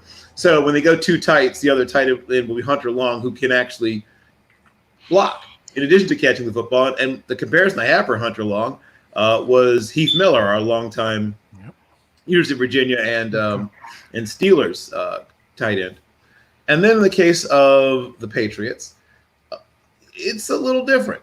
And once again, maybe not a bad day at the office, but certainly an unusual, a strange, different day at the office, partially because they're picking earlier than we're used to seeing them picking, and that's maybe part of it. And as was mentioned, there's some pressure on them that there really hasn't been in the past. And I think Clint put it well. There's this assumption for whatever reason that they know what they're doing, even though if you look historically, they have not drafted well in the last several years, really. It's been a minute since the Patriots have really had a really solid, really good draft. And so they need one. Mac Jones, if he becomes a starter, we will look at that as he's a solid selection. His teammate Christian Barmore is a guy that flashes. He looks good at times. He disappears a little more than I like, but if you're getting him in the second round, I guess it's not too egregious. I think Ronnie Perkins, in terms of value, might have been their best pick in the whole draft. Trey Nixon, probably second best. But Perkins is a guy that I think, if everything goes well, could develop into really the best pass rusher they've had in a while. His upside is Joey Porter-esque. So if everything works out, he could be that kind of player. Ramondre Stevenson is yet another committee back in the wheel of running backs that they play there at New England. Remember Jonah Gray, right, who went for 200 and something odd yards and it was cut like 3 weeks later? Anything can happen on the wheel of running backs in New England. Cameron McGrone is a solid player. Some people like him way more than I do, but I think he finds his way into the rotation, if not a starter right away. Bledsoe, the other, along with Gillespie, the other Missouri safety, is a guy that I think, if he can handle the mental load of trying to play safety in that New England system, because that's what decides if safeties make it there, is your brain. It's nice if you're an athlete, but boy, if you can't handle there's so many things they put on safeties in their system. I can name 3 or 4 guys that just washed out of there, including a guy they picked right in the middle of the draft several years back. Brandon Merriweather couldn't make the team because his brain exploded, basically trying to understand the responsibilities of a safety in that system. He had a little bit of success later on in a much simpler system in Washington. William Sherman is a guy that I actually like as well. I think that's probably the 3rd best pick. I think he finds his way at least as a swing tackle, the kid from Colorado. And like I said, Trey Nixon is a guy who's got some shiftiness and quickness. They could use wide receivers. Obviously, I don't think he's going to be a dynamic part of their receiving game, but I think he has a shot to make the club just because their wide receiver group is so weak. Well, let's see, guys. I see that we're right on time here, so let's keep rolling along. Donna, I'm going to come to you with this basketball question first because it's part of your Texas alumni here. We have KD is playing with the Nets. We have James Harden. He's still out, not really sure whether he's going to get in with the playoffs or not. You know how James has his late season injuries. So, so Don, we know on paper, the Nets are definitely, the best team in the East. On paper, they have the best personnel. I'll put it like that. But do you think that they really have the best team in the East? Well, you're right. You're absolutely right. On paper, they're like Golden State was just 4 or 5 years ago. But you have some flake. You have some talent, physical, like ball skill talent, but you also have some head cases. Kyrie Irving didn't he get fined like yesterday for skipping out on something and $35,000 for skipping out on a press conference. And Harden, you just mentioned his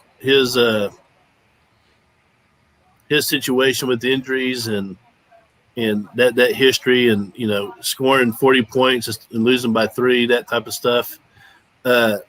Durant is still. I mean, Durant is Durant, but I don't think he's still not. I don't think 100% back. Nope. No, he's not. He's out tonight. Yeah. So in Blake Griffin, I mean, that guy, he's off and on. So what you have is there was a movie that came out a few years ago called The Space Cowboys. There's these elderly astronauts. And I see the Nets as being like the elderly astronauts, Tommy Lee Jones and Clint Eastwood, whatever. They had the right stuff at one time. That was well done. That was well done, Don. I like what you did there. Well, Dimitri, I'm gonna let you carry the ball. We'll dribble the ball from there. We'll see what are they the best team in the East? In the East? No. I like the way Don was all politically correct on paper. No. Because basketball is not just about talent and paper. It's about chemistry. And Bill's boy, World B, is eventually going to be World B. We know that's going to happen. I still don't think Durant is the Kevin Durant we all keep talking about. It's a different dude. So no. I actually think the original question that I recall was, are they the best team in New York? And I actually was giving that some thought. And I don't usually fall for the okie doke, but I was like, this is a great question because I love what Julius Randle is doing to this league right now. And I love teams. I love RJ Barrett and Derrick Rose is contributing and Taj Gibson and Peyton and Noel. They've got a bunch of Bill Carroll special glue guys. And they've got in Julius Randle a dude who can take over a game now.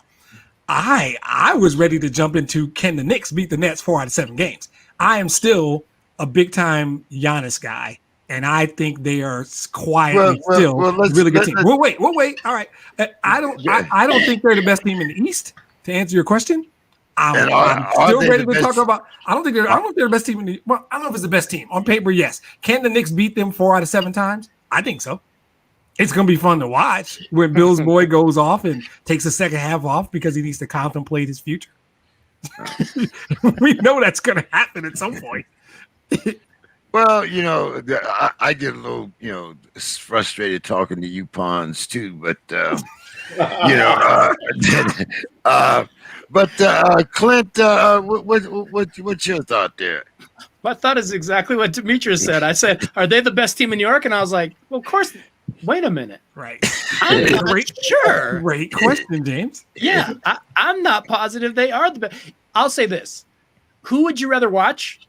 The Knicks. Yep. Who would you rather coach? The Knicks. Yep. Who would you pick in a series? Maybe the Knicks. Knicks, right. That's a great question. Yeah. I don't know. Kevin Durant has these flashes. It's almost like when Mike was playing for the Wizards, where you're just like, remember that 2-hand block he had that one night? And you're like, oh my God, that was amazing. Oh, he can't do that for 32 minutes, let alone 48. Right. But that play was amazing. And Durant kind of looks like that, where he'll show these flashes. He'll go out and score 24 in like 15 minutes. You're like, oh my God, he's back. Oh, he's back on the bench because he's sore again. So yeah. So it's not. I don't know. I would much rather watch and coach and be around the Knicks right now than I would the Nets because I probably don't have to take psychotherapy when I'm done like those Nets fans are going to need when this whole mess ends. You know who I feel bad because we know Tibbs is going to go out and he's going to coach his guys hard. He's going to make them play hard. They're going to play defense. They're going to get after it. Poor Steve Nash has got to be up there just ripping what's left of his hair out of his head. Canadian. He doesn't know how to deal with it. No, he has no idea. He's like just trying to pour more maple syrup on. This is what we did at home. I don't know. He has no clue. He's got to be losing his mind this year. That's going to be tough. And over the East, Bucks, maybe Sixers, but Bucks to me right now look like the class of the East. Bill, let's keep it simple first. Are the Nets the best team in New York? And then let's go one further. Are they the best team in the East? I'm going to answer in reverse order because the first one's easier. They're definitely not the best team in the East. I am really thinking about this now. I do believe they would prevail in a 7-game series. I think the combination of expectations, the combination of having been to several rodeos before. I don't know if I'd answer the same way next year, though. I think despite not being a super old team, the Nets seem like a team that's getting old fast. Yeah. Is it just me? Yeah. Okay. I mean, if you look at the chronological numbers, they don't feel that old, but when you look at them playing, they feel like a team of guys. Remember the last 2 years before they broke up the Showtime Lakers? And they would still have nights where they looked really good, and then they would face, a team that had like a young superstar and get like cut to pieces. And then they would look really good for a couple of nights, and they'd face a team that could really play defense, and they would get just locked down and look slow and tired. Bad boys. Right. Yes. Yeah. I mean, sure. So the point I'm making is that for a team that shouldn't look that old, at times they look like an aging team. Yeah. And I think I think time isn't on their side, I guess what I'm saying. I think that they survive the Knicks this year, and if they did see them in a series. And I think that they'll win at least one, maybe two playoff series, but I just don't see them. They're not the best team in the East. And they're holding on barely, in my mind, to the best team in New York. But I think that might slip out of their grasp as soon as next year. Yeah. Bill, Lonzo or LaMelo? You mean like on my team? Yep. Oh, LaMelo. What are we talking about? Why? Who's the best player and who has the highest ceiling? Lonzo or LaMelo? I think I answered LaMelo and LaMelo. Right. I was going to say, my answer's not going to. It's like when you keep asking me if I Bill's believe. Like, wait, what did I not just say? Right. It's like when you keep asking about, do I believe in any team that's led by James Harden? And I always give you the same answer. I will always give this answer. I will always remind you that I have this deeply inbred, in the bone hatred of the Patriots. I will remind you that Lonzo Ball is one of those guys. He's not completely a creation of his father's hype. I don't want to make it sound like that.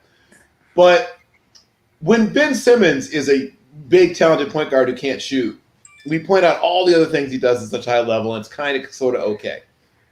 Lonzo's kind of the same situation, but not 6'7", not a great defender, not a very good passer. He's a very good passer. And he's clever around the basket, sort of like a poor man's Kyrie, but without the other stuff that Kyrie brings to the table. But there's no one part of Lonzo's game where I think, oh, wow, right, I got to have that, right? There's no part of Lonzo's game where it's like, I'll overlook all the other things because he gives me so much of that. There's no that. That's so pronounced that I have to have it. LaMelo is basically already a more well-rounded player, and he's 19 and a half or something. I don't know why we're having this discussion. Well, because he's the baby brother. That's why. So he gets the smaller piece of chicken. I mean, what is it? In the Ball household, if he doesn't score 35, he might not get a piece of chicken at all. Who knows? Don, what do you think? Lonzo or LaMelo? If you had to bring one up to the Spurs, who would you bring? I'd go Melo. I think he has a better upside. And like Bill was saying, why are we asking this question? Right to the chase. Right to the All right, then okay. Demetrius, I won't put you through that then. Let's do this. Oh, wait. No, I got something to say on this. Hold on just a second. Okay. I'll be quick, though. I'll be quick because I respect my man from Colorado. He might need a minute. Everything we're saying is right. And it goes back to Bill does this thing with ceiling and floor. My feeling is Lonzo is probably capped out. We're seeing the best version of Lonzo right now. I think Melo is just scratching the surface. Melo has so much more. And that's really what it is. Quietly, though, Lonzo's in a better situation. Lonzo's team is got talent, and I think he might win because I hate the owner of the Hornets, and I'm never going to say anything positive about that guy. So I think Melo might have to carry that team and be the focal point, Lonzo can just defer. There's a superstar on that team that's getting all the attention. Lonzo doesn't have to deal with any of that nonsense. He can just come out and play his game. He can do 14 and 6, or 15 and 6 a night, and just quietly have a nice little career. He's probably not going to be much better than he is right now. And I think Melo's just scratching the surface. What do you think, Clint? Well, if we're picking guys to play with, then I'm taking Lonzo because I know I'm the best outside shooter on the team. If you're picking guys for our team, then no, I got to take LaMelo because he's obviously the better player. But Lonzo can't shoot a lick. I know I'm probably going to get the ball and I'm going to be able to square up a little bit. So I like playing with that guy because he's going to give me open looks. Yeah. But no, LaMelo is definitely the guy. And I mean, Charlotte is trying to get a playoff spot. So no, it's got to be LaMelo. He looks like the better player. The biggest surprise for me is that he's actually finishing a season. We haven't seen that in his lifetime. I don't think even going back to high school, he never finished a season. We didn't really know. He'd get injured. He'd go play in like the Lithuanian rec league. Like we never saw him complete a season. So you didn't know, but no, LaMelo's definitely got some ability there. I'm going to kind of skip ahead and let's talk about your Nuggets here, Clint. All right. Now, Jokic just got a $501. Let me repeat, $501. There had to be something in that contract. Maybe you knew what that's about. I'm assuming that was a shot. I'm assuming that was a shot of vodka at the bar. I don't know. But he got a $501,000 bonus as the Nuggets did make the playoff. But is it actually the play of Porter Jr. That's the most surprising thing since that's keeping you guys in the mix? Well, it's Jokic for sure. He's playing out of his mind. But what Porter has done has been amazing. And don't forget, it's not just the loss of Jamal Murray. They've also lost Will Barton. They've also lost PJ Dozier. I know those aren't as big of losses. And I'll be honest, I was wishing they'd lose Will Barton years ago. So that's not a huge deal to me. But Jokic has still been playing out of his mind. He is playing at an MVP level. But Michael Porter Jr., since Murray went out, is averaging 25 and 6 in just 36 minutes. He's shooting 57%, and most of his shots are not necessarily going to the basket. I mean, he is a thin guy. He's Kevin Durant-ish in that way, but he is knocking down shots, and he is giving them at least a two-headed monster. And then obviously you have their acquisition from Orlando, and that gives them 3. He's giving them way more than anyone here thought he would, especially already. His game has stepped up a ton, but no, it's still Jokic. Jokic is still the man here. Bill, your thoughts on the Nuggets? Well, I mean, I'm going to sort of agree with what's been said. And the guy I sort of see when I look at Michael Porter Jr. is a better outside shooting version of a guy like Bob McAdoo. For those who are old enough to remember Bob McAdoo. Oh, yeah. But he's yes. Me? Well, Don, maybe? Hopefully a couple others. Yep. But he's one of those guys who can play. I mean, he's not a power forward, even though in the old days they might have made him play power forward, but he's a small forward. And almost like a very big 2 guard to some extent in the way he plays.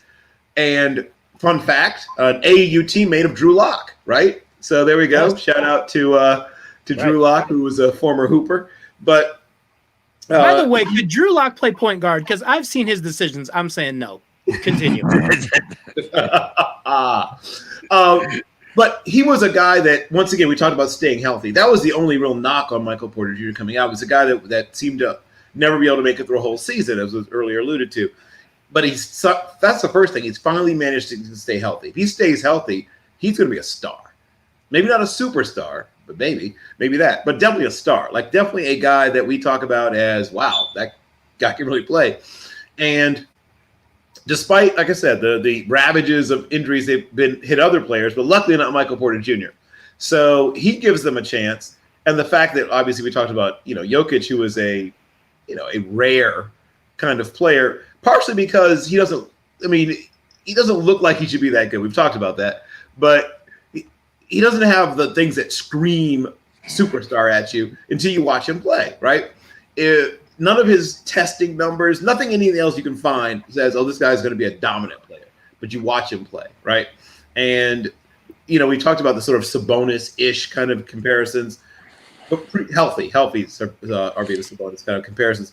But he's an incredibly smart player who, despite not being a guy that's going to outrun you or outjump you, but has everything else you can look for, right? Silky smooth touch. Can handle the ball. Even though he's not a freakish athlete, handles the ball really well for a man his size. Passes the ball very well. A good defender, despite not being a super athlete. And he makes the game easier for everybody else. That's what I would think is the most important thing he does. He makes the game easier, including Michael Porter Jr., but everybody on the team. The game is easier because you get the ball not just where you want it, but when you want it, because he's such a great passing big man. And he draws so much attention that a lot of people should be getting open looks if they're on the floor with him at the same time. And if Murray, obviously that hurts them, but I'm trying to way to say this without sounding disrespectful. But Jamal Murray's not an irreplaceable kind of player, even though he's a very good kind of player. Jokic is irreplaceable, right? They would be in real trouble if he went down. Jamal Murray, as good as he is not the kind of player you can't replace, right? So the way the team is constructed, they can figure out a way to distribute the shots and the other things they're missing for Jamal Murray. They can't figure out a way to redistribute what Jokic does. Let's see. Don, Jason Kidd is said to be the head candidate for the coaching job at the Blazers if they don't make the playoffs. But do you think Jason Kidd is a good fit as a head coach for the Blazers? Well, the thing about Jason Kidd is whenever you get a former and I'm going to call him a superstar because he was a damn good point guard. Whenever you get those type of guys in coaching, you just kind of never know what you're going to get. We had that experiment with Tim Duncan, in the system with the Spurs, and I don't know if he just has a personality to do that. I think Kidd does. I think Kidd has the baseline knowledge of how to get the most out of his players, which combinations work. I think he would be a calming influence in the locker room if there's any dissension. I think the players will respect him. So, it's up to the front office to general manager to get him his players and let him go to work. I'm kind of excited to see Jason Kidd on the bench leading the team. Demetrius, your thoughts? I think definitely. I think Jason Kidd has the thing that coach. He's a leader, right? Jason Kidd's a natural. He always has been. He was on the floor. I think he was doing a really good job in Brooklyn, and he got caught up in a power struggle with Billy King, and he lost. And that's what happened. He got caught up in a power struggle, and I think he was doing a good job in Milwaukee as well. They just had a bunch of injuries, right? So I think that Don's point is really, really important. Great players often tend to struggle, except when they're players who have natural leadership ability. Glenn Anton Rivers, I think, is a good option there. When you've been a leader on the floor at a point guard position, I think you can do that. So I am a fan of Jason Kidd as a coach. I think he would fit there. I actually like Terry Stotts, so I'm kind of torn. I think Terry Stotts is, by all accounts, a good dude and a pretty decent coach. So this topic was tough for me, but I think that a guy like Dame and CJ and those would respect Jason Kidd. And I thought when he was coaching, he did a good job. So yeah, I think he'd be a fit. I think Jason Kidd would be a fit almost anywhere, but if they've got good guard play, that would be even better fit. Bill, is Budenholzer on the hot seat as the Bucks coach if they don't get to the finals? I think he shouldn't be, but there's a chance. I mean, essentially you have one transcendently great player, about three really, really solid, good players. As you know, my phrase, a couple of glue guys, obviously. What they don't have is that second almost superstar that almost every other really good team has. And I don't know if that's Budenholzer's fault, right? I mean, I don't know if I can blame him for that. He really could use really could use a guy like Michael Porter Jr. Calm down, Clint. It's okay. It's okay, Clint. I mean, not exactly, but a player like that. But an up-and-coming young player who has, all court ability, who can, defend a little bit but score a lot. They don't have that. They don't have that guy. He's not anywhere on the roster. I checked. So, I mean, I don't know how much of this you can put on Budenholzer. I really believe this is being outgunned, for lack of a better putting it. I really believe the Bucks have gotten outgunned here, James. If you look at their roster, it's not a bad roster. I'm not trying to say it's a bad roster, but I'm saying compare them to the other teams that we think are teams that might win it all, right? They beat the Nets 3 out of 5, though, right? Yes. And I told you why it is I don't believe it. I really beat that literally into the ground. But I'm saying, if you look at, we talked about the Nuggets lost Jamal Murray, and boom, Michael Porter Jr. just steps up. They don't have that. They don't have that in Milwaukee. If they lose one of their more important players, God forbid, Giannis, but any of their good players, the person who steps into the void isn't nearly as good. Right. And we've seen the Lakers have struggled with injury some this year, but they've got, the great eraser, obviously, in LeBron, and when AD is healthy, they have a tremendous tandem. We've talked, obviously, a bit about – we didn't talk really about the Celtics yet, but there's depth of talent that the top teams have that they don't have. Yeah, there's a couple of teams I made sure that we didn't talk about this week, and the Lakers and the Celtics were 2 of them. Right. So if you look on that, if you look on any, you won't see nothing there about those guys. But anyway, Clint, your thoughts, Budenholzer and the Bucks. Yeah, he's probably on the hot seat, and the same way that Terry Stotts is on the hot seat, because when front offices look at their team's failures, they don't say, you know what, I'm going to have to fire myself because I didn't get it done.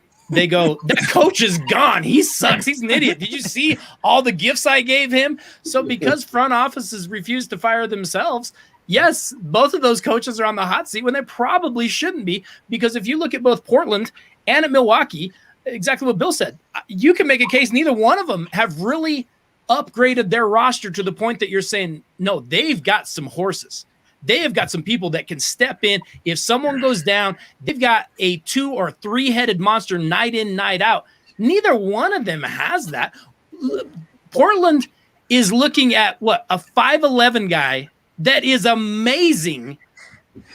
He's going to lead you to the promised land. I love Dame, but you're asking a ton from that guy. And his only other guy is CJ McCollum. Yeah. That's all you've given him, and you're wondering why Stotts isn't getting it done. But front offices aren't firing themselves. Yeah, exactly. Now take those two, put them on the Bucks. Now yes. We're talking. If we combine those 2 teams, we've got ourselves something. Once again, I'm going to pick on you, Demetrius, because you live in Chicago. What happened to the Bulls, man? Beginning of the season, we was talking about the Bulls and all the young talent and this. Yeah, so I think are they on milk cartons or what? Yeah. It's all the things that make sense when you look at this. But there's one thing underneath. I think that people, Billy Donovan has kind of a system, right? And if you don't have the right pieces that fit his system, it's not going to work. And namely, that's point guard, in my opinion, from what I see. And so when you lose, arguably your 2 best players, I like marketing, but Levine's been down and Vujacic has been down. That hurts. That's how you lose 4 games in a row. They made some moves at the trade deadline, but to me, what I see when I watch them, and I don't watch them nearly as much as I watch the Pistons, obviously, but when I do, I see a team that doesn't have the right pieces to fit what they're trying to do.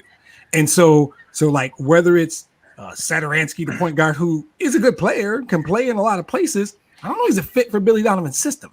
And more than anything, do they have the guts to move Lauri Markkanen, who has value and they can get pieces and capital? So the short answer to your question is kind of injuries, and we're starting to discover that their pieces don't fit their system. That would be my shorter answer. and they just have. It was a mirage when we. I mean, it like Don said. On paper, he started his first 4 sentences earlier. On paper, on paper, the Bulls looked promising. In reality, you got to go out and they drop a basketball, and then you got to play, and other people defend you, and they don't fit Donovan's system, in my opinion. You agree with that, Don? Yeah, you're talking about the Bulls being, the first of the season as being a hot topic, and we've kind of seen some of that fall apart. Of course, they're not as bad as the Spurs, but or are they? Who knows? But that'd be a good series: Spurs versus Bulls. Good for who? Just who's worse. Sometimes you have two poor teams. They give a good game. So Don's such an optimist. He's like, take 2 crappy teams, you got yourself a series. Okay. But yeah, they've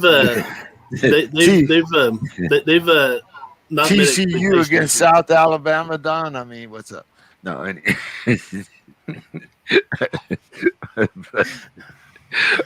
Bill, is John Moran a top 5 point guard? Yes. Next question. Okay. No, I think he's right there. I'll put it that way.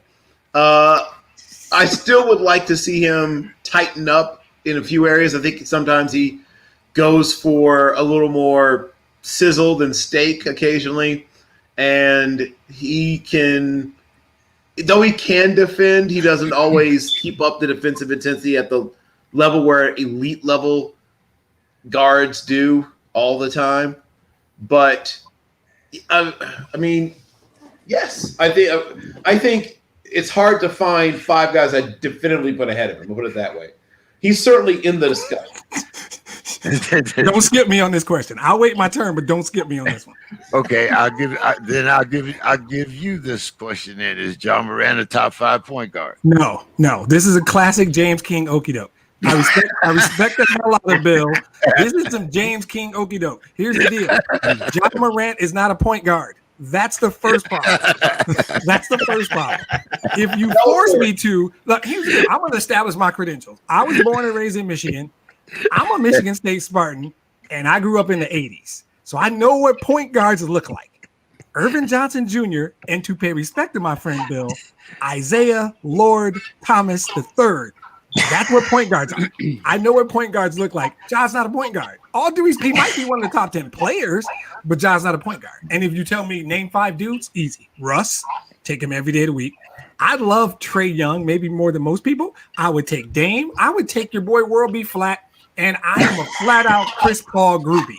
So there's 5 dudes right there I would take over. I don't think God is a point guard. Okay, well, I got some questions for you. Boy, oh boy, where did we get down? Where did we get down to the Westbrook, though, Demetrius? Real quick. Well, wait a minute. Hold on, guys. I know because that is going to be part of the last question. So okay, we're going to get back to this, but now that makes me change the dynamic a little bit, because now I have to ask this next question to Don and to Clint. So I'm going to start with Don, because I know Don is a Westbrook fan. So Don, we're talking about MVP here. Have they overlooked Westbrook? I mean, look at what he had: 20 rebounds and 20 assists and 14 points the other night. I mean, should Westbrook be in our MVP discussion, Don? Yeah, I think you should. The thing about being Michael Westbrook, and it's kind of Freudian slip. You mean Russell? In Cowboys. I'm sorry, I'm Freudian. Go ahead, Don. Hey guys, in San Antonio, it's almost 10 o'clock. So, the thing about being Westbrook is, he's a great player, but I don't think he's ever gotten the accolades you'd expect he would get. I mean, he was doing great stuff in OKC, and now he still is, but he just doesn't get the recognition that people like Seth Curry gets, or Harden gets, or even Durant before he got hurt. So I think Westbrook deserves to be in that conversation. Is he going to get it? That's another story. He plays for the Wizards. Well, yeah, that's Sorry. very good. Clint, Yes. I mean, Don Rickles, Russell Westbrook. I mean, it's same same sense.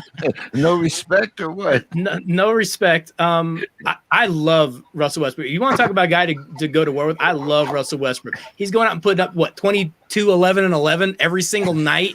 I love Russell. He is a bulldog. He is nasty. He is tenacious, and he never wins. Exactly. There it is. Get it? Like you're playing for the Wizards, so I understand that it's difficult, but he never wins any games. Win a game, and I'll talk about MVP. But even the year that he won it, because he did this crazy, these crazy stats, the triple doubles, and he's all in the conversation for MVP. The year when he was at Oklahoma City and had the greatest year, and everybody was talking, and I was like, but they're not doing anything. So as much as I love him and as much as I pay money to watch him play because he plays so hard every single night, I already know how the game's going to end. So I can just fast forward to the end and go, yeah, and then his team lost. It's Phillip Rivers-ish. I already know how it's going to end. Boy, poor Phillip gets kicked around. I don't even ask a question about him today, but that's all right. This last question is going to be kind of dynamic, and I guess it's very fitting that we start this question at 8:00. But let's see. So, Clint, I'm going to start with you. All right. And I'm going to give you two instances here. Because we had this guy named Demetrius, that likes to make these little technical points here. Yes. So I'm going to give you what Greg Anthony says is his 5 all-time point guards, and I'm going to rank them the same way he did, number 1 through 5. Okay. Number 1 was Magic. Number 2 was Isaiah. Number 3 was Chris Paul. Number 4 is John Stockton. And number 5 is Jason Kidd. Now, he also has what he calls his 5 all-time hybrid point guards. And those 5 are Steph Curry, Oscar Robertson, Jerry West, Russell Westbrook, and Allen Iverson. So, going in those 2 orders, the all-time point guards, and then the 5 all-time hybrid point guards, who are your top 10, Clint? If I'm going point guards, just point guards, who do I want running my team? Who is my point guard? Then I'm going Magic. I'm going Isaiah. I'm going John Stockton. I probably go. Now, you don't have to stick to this list. You can go anywhere you want. I probably go Steve Nash, and I probably go Oscar. Now, I guess I'm a little confused as to what the hybrid means, because from what I can tell, the hybrid means you're not really a point guard, because most of the guys on his list, on his list aren't really point guards. So I guess if I'm going a hybrid, then I guess I do go Steph, because Steph isn't a point guard. If I'm making him play point guard, he has no legs left to shoot those shots. Penny Hardaway's going on my hybrid list. I don't know who's not putting that kid on there. Again, I might even throw Westbrook or somebody like that in there. But the hybrid thing throws me off a little bit, because he basically just picked, aside from like Oscar, I think he just picked a bunch of guys that aren't point guards. AI's not a point guard. He's little, but he's a 2, and he wants to play 2, and he wants to get shots up. And I want him shooting the ball as often as I possibly can. He can attack from anywhere off the floor. yeah, I guess I'm a little confused on that. But if I'm going hybrid, I don't know. Penny Hardaway's in my list in there. Okay. And you still would go with Jerry West and Russ? Yeah, I guess.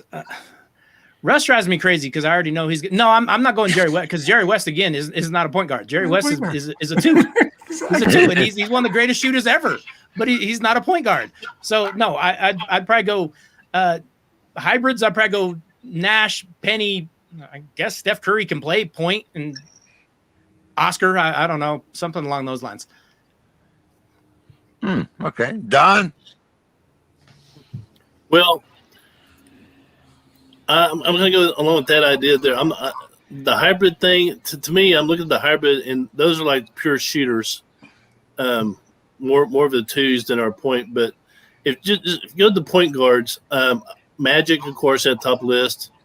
Isaiah, I would go Kidd, Nash, Stockton, and then Nash. That would be my group. And there you have it. Now, we talk about the hybrids. We hear about how great Jerry West was. I never saw Jerry West play. That was before my time. So it's hard for me to judge. I've seen Steph Curry play.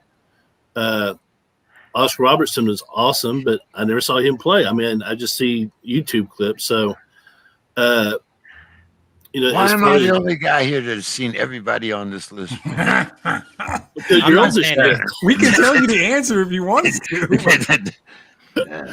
I guess I'll just sign on next week as dirt. That's all right. But anyway, good. So James is in the Mekong Delta. And, listen to radio, listen to Jerry West play, and I'm just being born in San Angelo, Texas.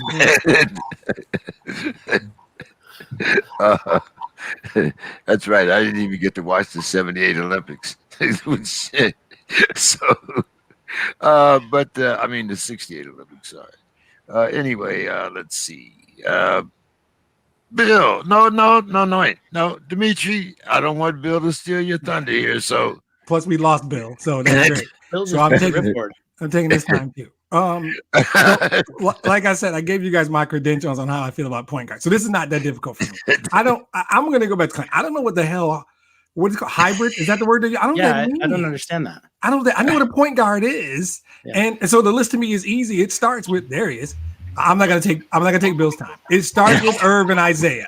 I think those are 1 and 2 on the list, and I don't think there's much debate. I will put John Stockton there because, quite frankly, John Stockton was a point guard. That's what a point guard is, right?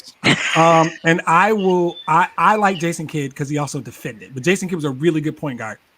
And I am a straight up Chris Paul groupie. Chris Paul in today's game, in my opinion, is the truest point guard we have today. Chris Paul is phenomenal. Yeah. So Irv, Zeke, Stockton, Chris Paul, and Jason Kidd are my 5. If you're talking hybrid, you got to put LeBron and Harden in the conversation, and they're behind Oscar, and that's just a whole weird thing that I don't even get. So I'm not even doing the hybrid part. I'll cede my time to Bill for Scottie that hybrid. That hybrid.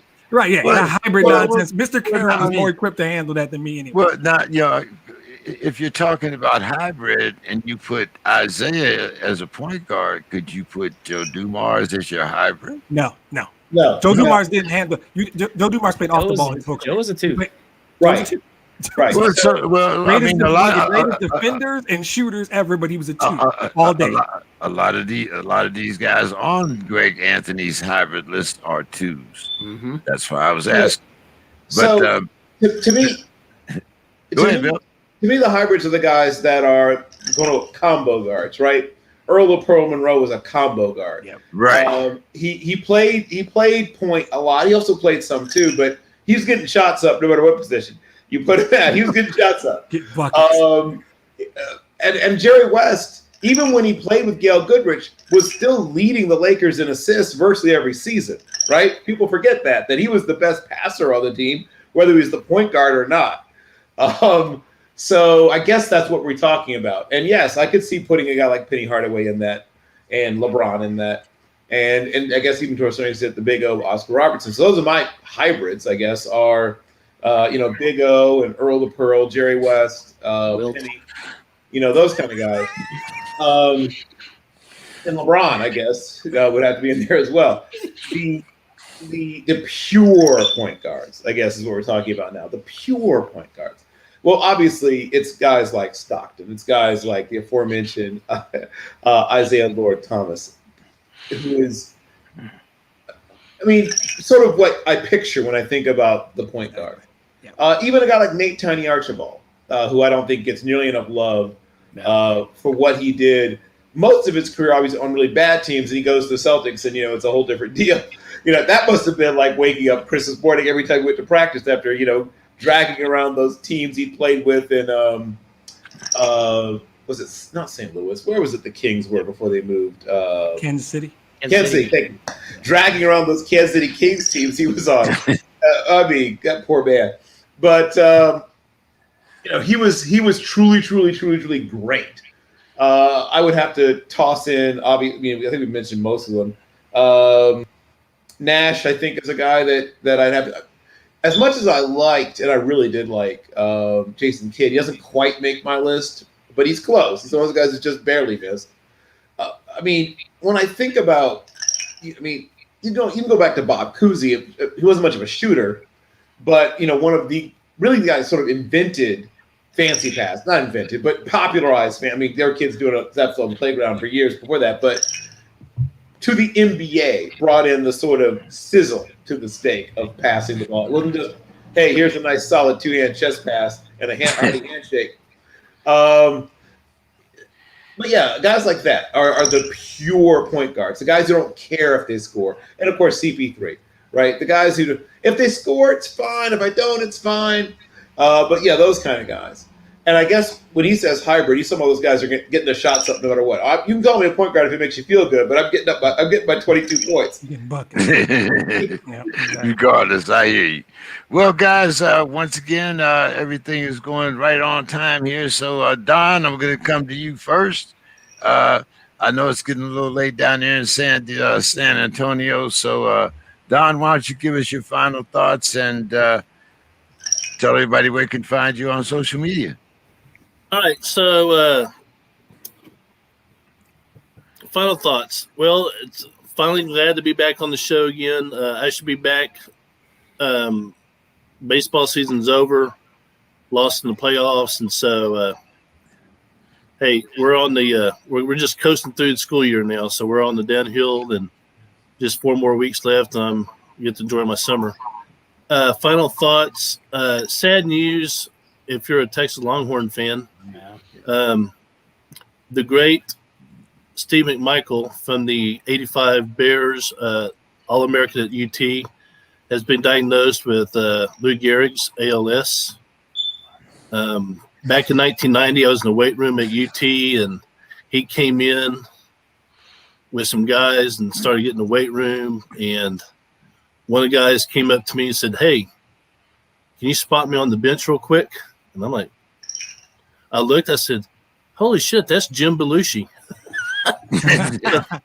So I got to lift weights with Steve McMichael and Jim Belushi and some other guys I didn't know. But real sad because he's such a character. He grew up in Freer in South Texas, and for those who don't know, Freer is a site of one of our great two places where every year they have a rattlesnake roundup, and I don't know if y'all are into rattlesnakes, but Steve McMichael used to catch them.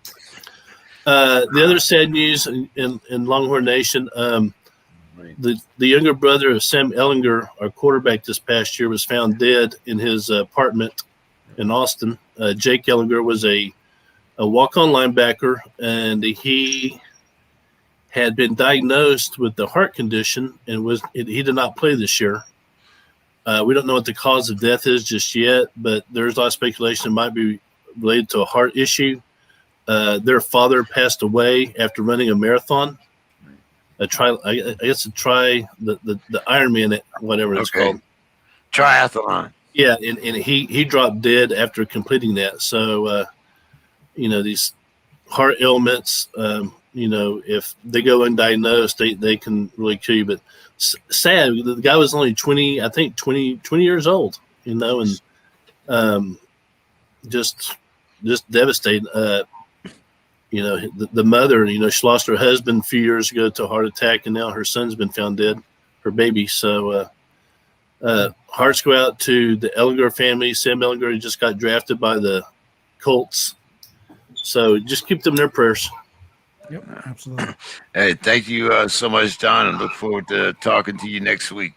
Clint, we had a good time last week by ourselves, so let's throw these other two guys off first before you get your last words in. All right. Bill. Yes, sir. Your final thoughts, and tell everybody where they can find you. I know you were taking part in the draft last week. Anything that you want to add? Anything that surprised you or whatever? Yeah, lots of things surprised me, but I want to talk about two things. And once again, I am very, very saddened to hear a few hours ago about Jake Ellinger. I don't know him personally, but I do know some people around the program, and apparently he's a delightful, hardworking, upbeat young man. It's very sad. But on a much happier note, a couple of the young men that I got to know a little bit in this whole pre-draft process, Zach McPherson of Penn State by way of Texas Tech, where he finished up his playing career, got drafted. And one of my favorite players in the whole draft, Shamar Jean-Charles from Appalachian State, got drafted by the Packers. Sorry, Packers at pick 139. I think both guys will end up making their teams and contributing. But my final thought goes to, once again, the Packers again. So the Packers have had back-to-back Hall of Fame quarterbacks. And in one case, I don't think it was so much the organization's fault, but things ended ugly, badly, awkwardly. In the case of obviously with Brett Favre, and now they seem to be, though it's a slightly different situation, having a bad, ugly, awkward ending with their other Hall of Fame quarterback. The only one they didn't have a bad ending with was Brian Bartlett Starr. So things ended fairly well with him, but the other Hall of Fame quarterbacks in the history of the franchise, for whatever reason, seem to not be able to go out the way you'd like to see a Hall of Fame quarterback end his career. And I'll say this: people have a lot of things to say about Aaron Rodgers. I don't pretend to know him. I've literally been in the same room with him on two occasions. One was the night he got drafted, and I watched him. I was covering the draft, and I watched him intently the whole night. And he had a little too much hair product in his hair, which is a thing that people did in those days. So he looked like the front man of like a SoCal ska band or something. But despite that, despite having a little bit of that Sugar Ray bit to him, you could tell that he had like fortitude, because I watched just a year later another man with a little too much product in his hair, another quarterback that people thought might go first in the draft overall, slide down. And with Brady Quinn, it crushed him. It broke his heart. When he came to the podium for the press conference afterwards, you would have thought that his girlfriend, his best friend, and his dog had all died in the same car accident right in front of him. Like, he just looked like everything had gone out of him. And with Aaron Rodgers, he was pissed. It was a whole different deal. Like, he was like, I'll show you. You all will pay. Once again, the pettiness of greatness, right? There's the whole, everything's an affront, right? Everything is an affront. Unacceptable! And I knew that he had greatness inside of him, beyond just his talent. I could tell that, and this is going to sound bad, but he didn't need other people, right? He didn't need you to approve of him. He didn't need you to like him. He didn't need you to think whatever you thought about him. He didn't need anything. He just needed a football and guys to catch it, and maybe some guys to block, right? If you could give him that, he was going to be great. He didn't care about any of that other stuff. He didn't care about anything else. And so, yes, you can say he's an odd guy or whatever. But guess what? The people who are the best in the world at what they do are always a bit odd. Like, there's no super normal person who's the best ever at something, right? Jimi Hendrix was a little off, right? Einstein wasn't, the most normal guy in the world. Like, all the people who are like sui generis, once in a lifetime, greatest at what they do are always a little off. Because if you were a more normal, more well-rounded person, you wouldn't be this great at that. You could be really good, but you'd have other stuff going on. Yeah. And that's, oddly enough, one of the criticisms of Aaron Rodgers is that he is a curious, interesting person who wants to do other things with his life.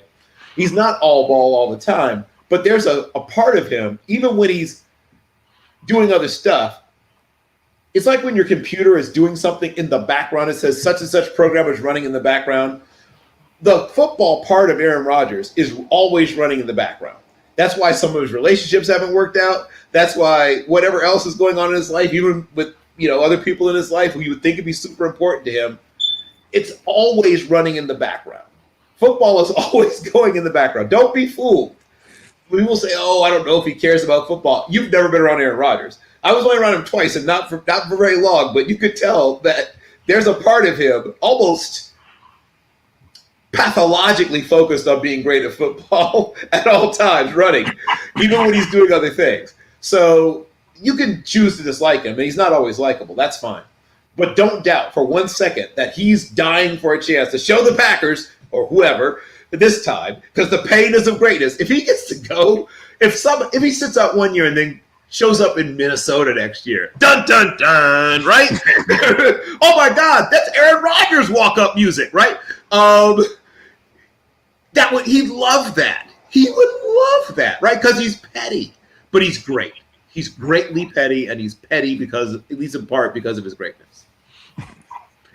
Oh, and you can find me at 11 Bravo 138. The word, not the number. ELEVENBRAVO 138, and at capital B capital C ARROOO.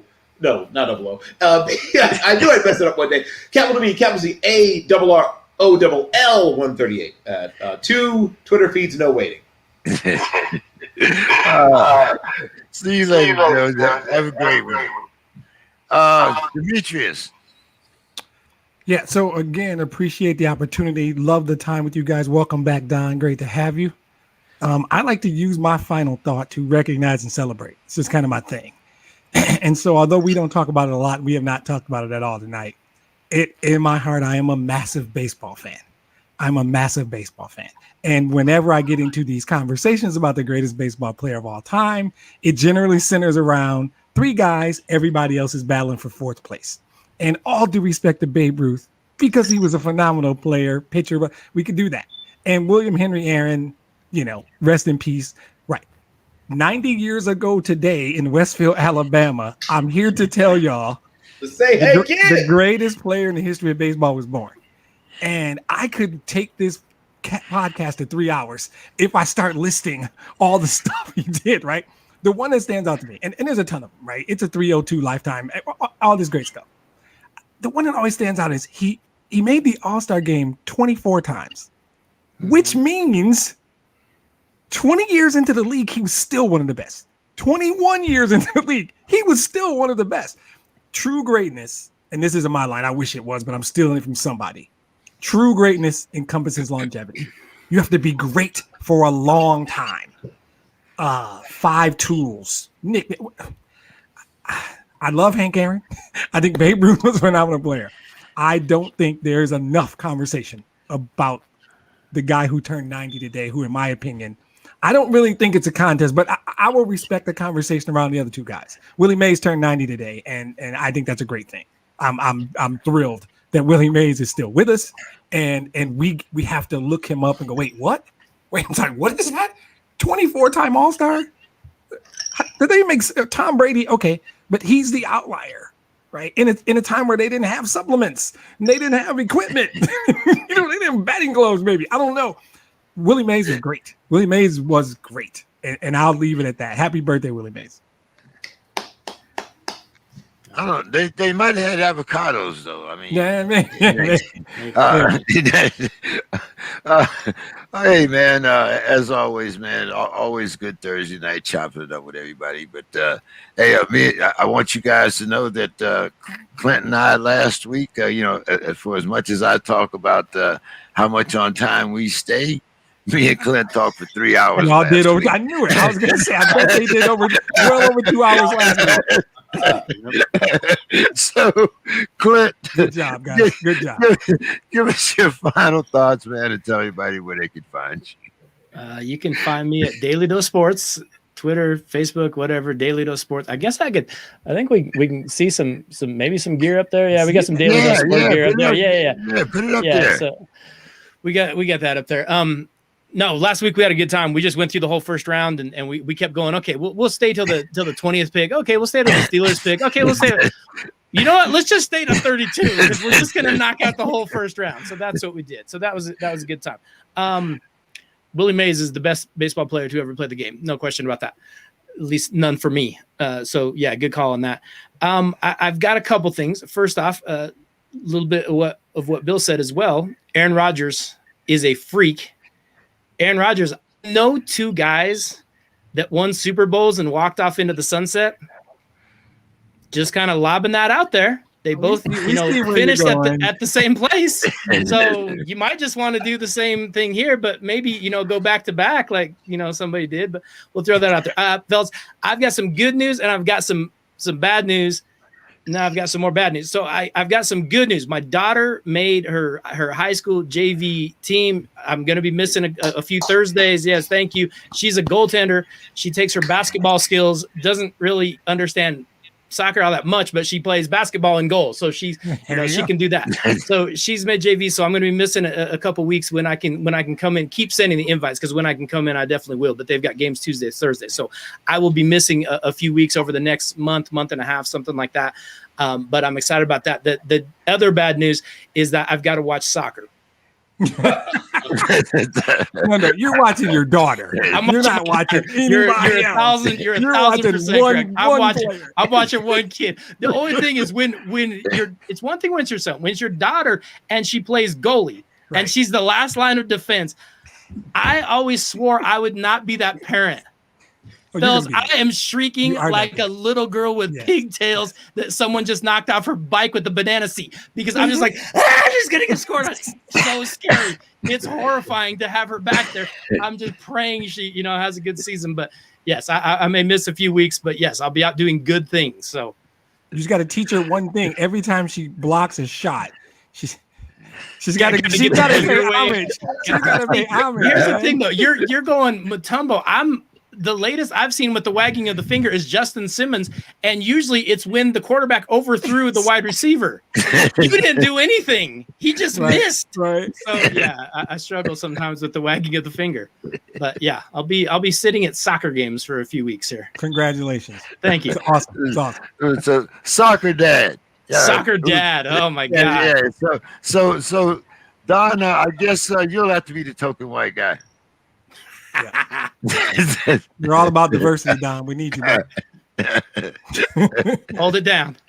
I can do it. I do white. Nice. All right, guys. Hey, man, as always, great Thursday. Always got some good subjects that we talk about. Always some great comments. And I look forward to talking to you guys next week, man. Have a great weekend. Thank you, guys. See you soon. Congratulations again, Clint. Thank you. Appreciate that. I'll see you guys soon. All right.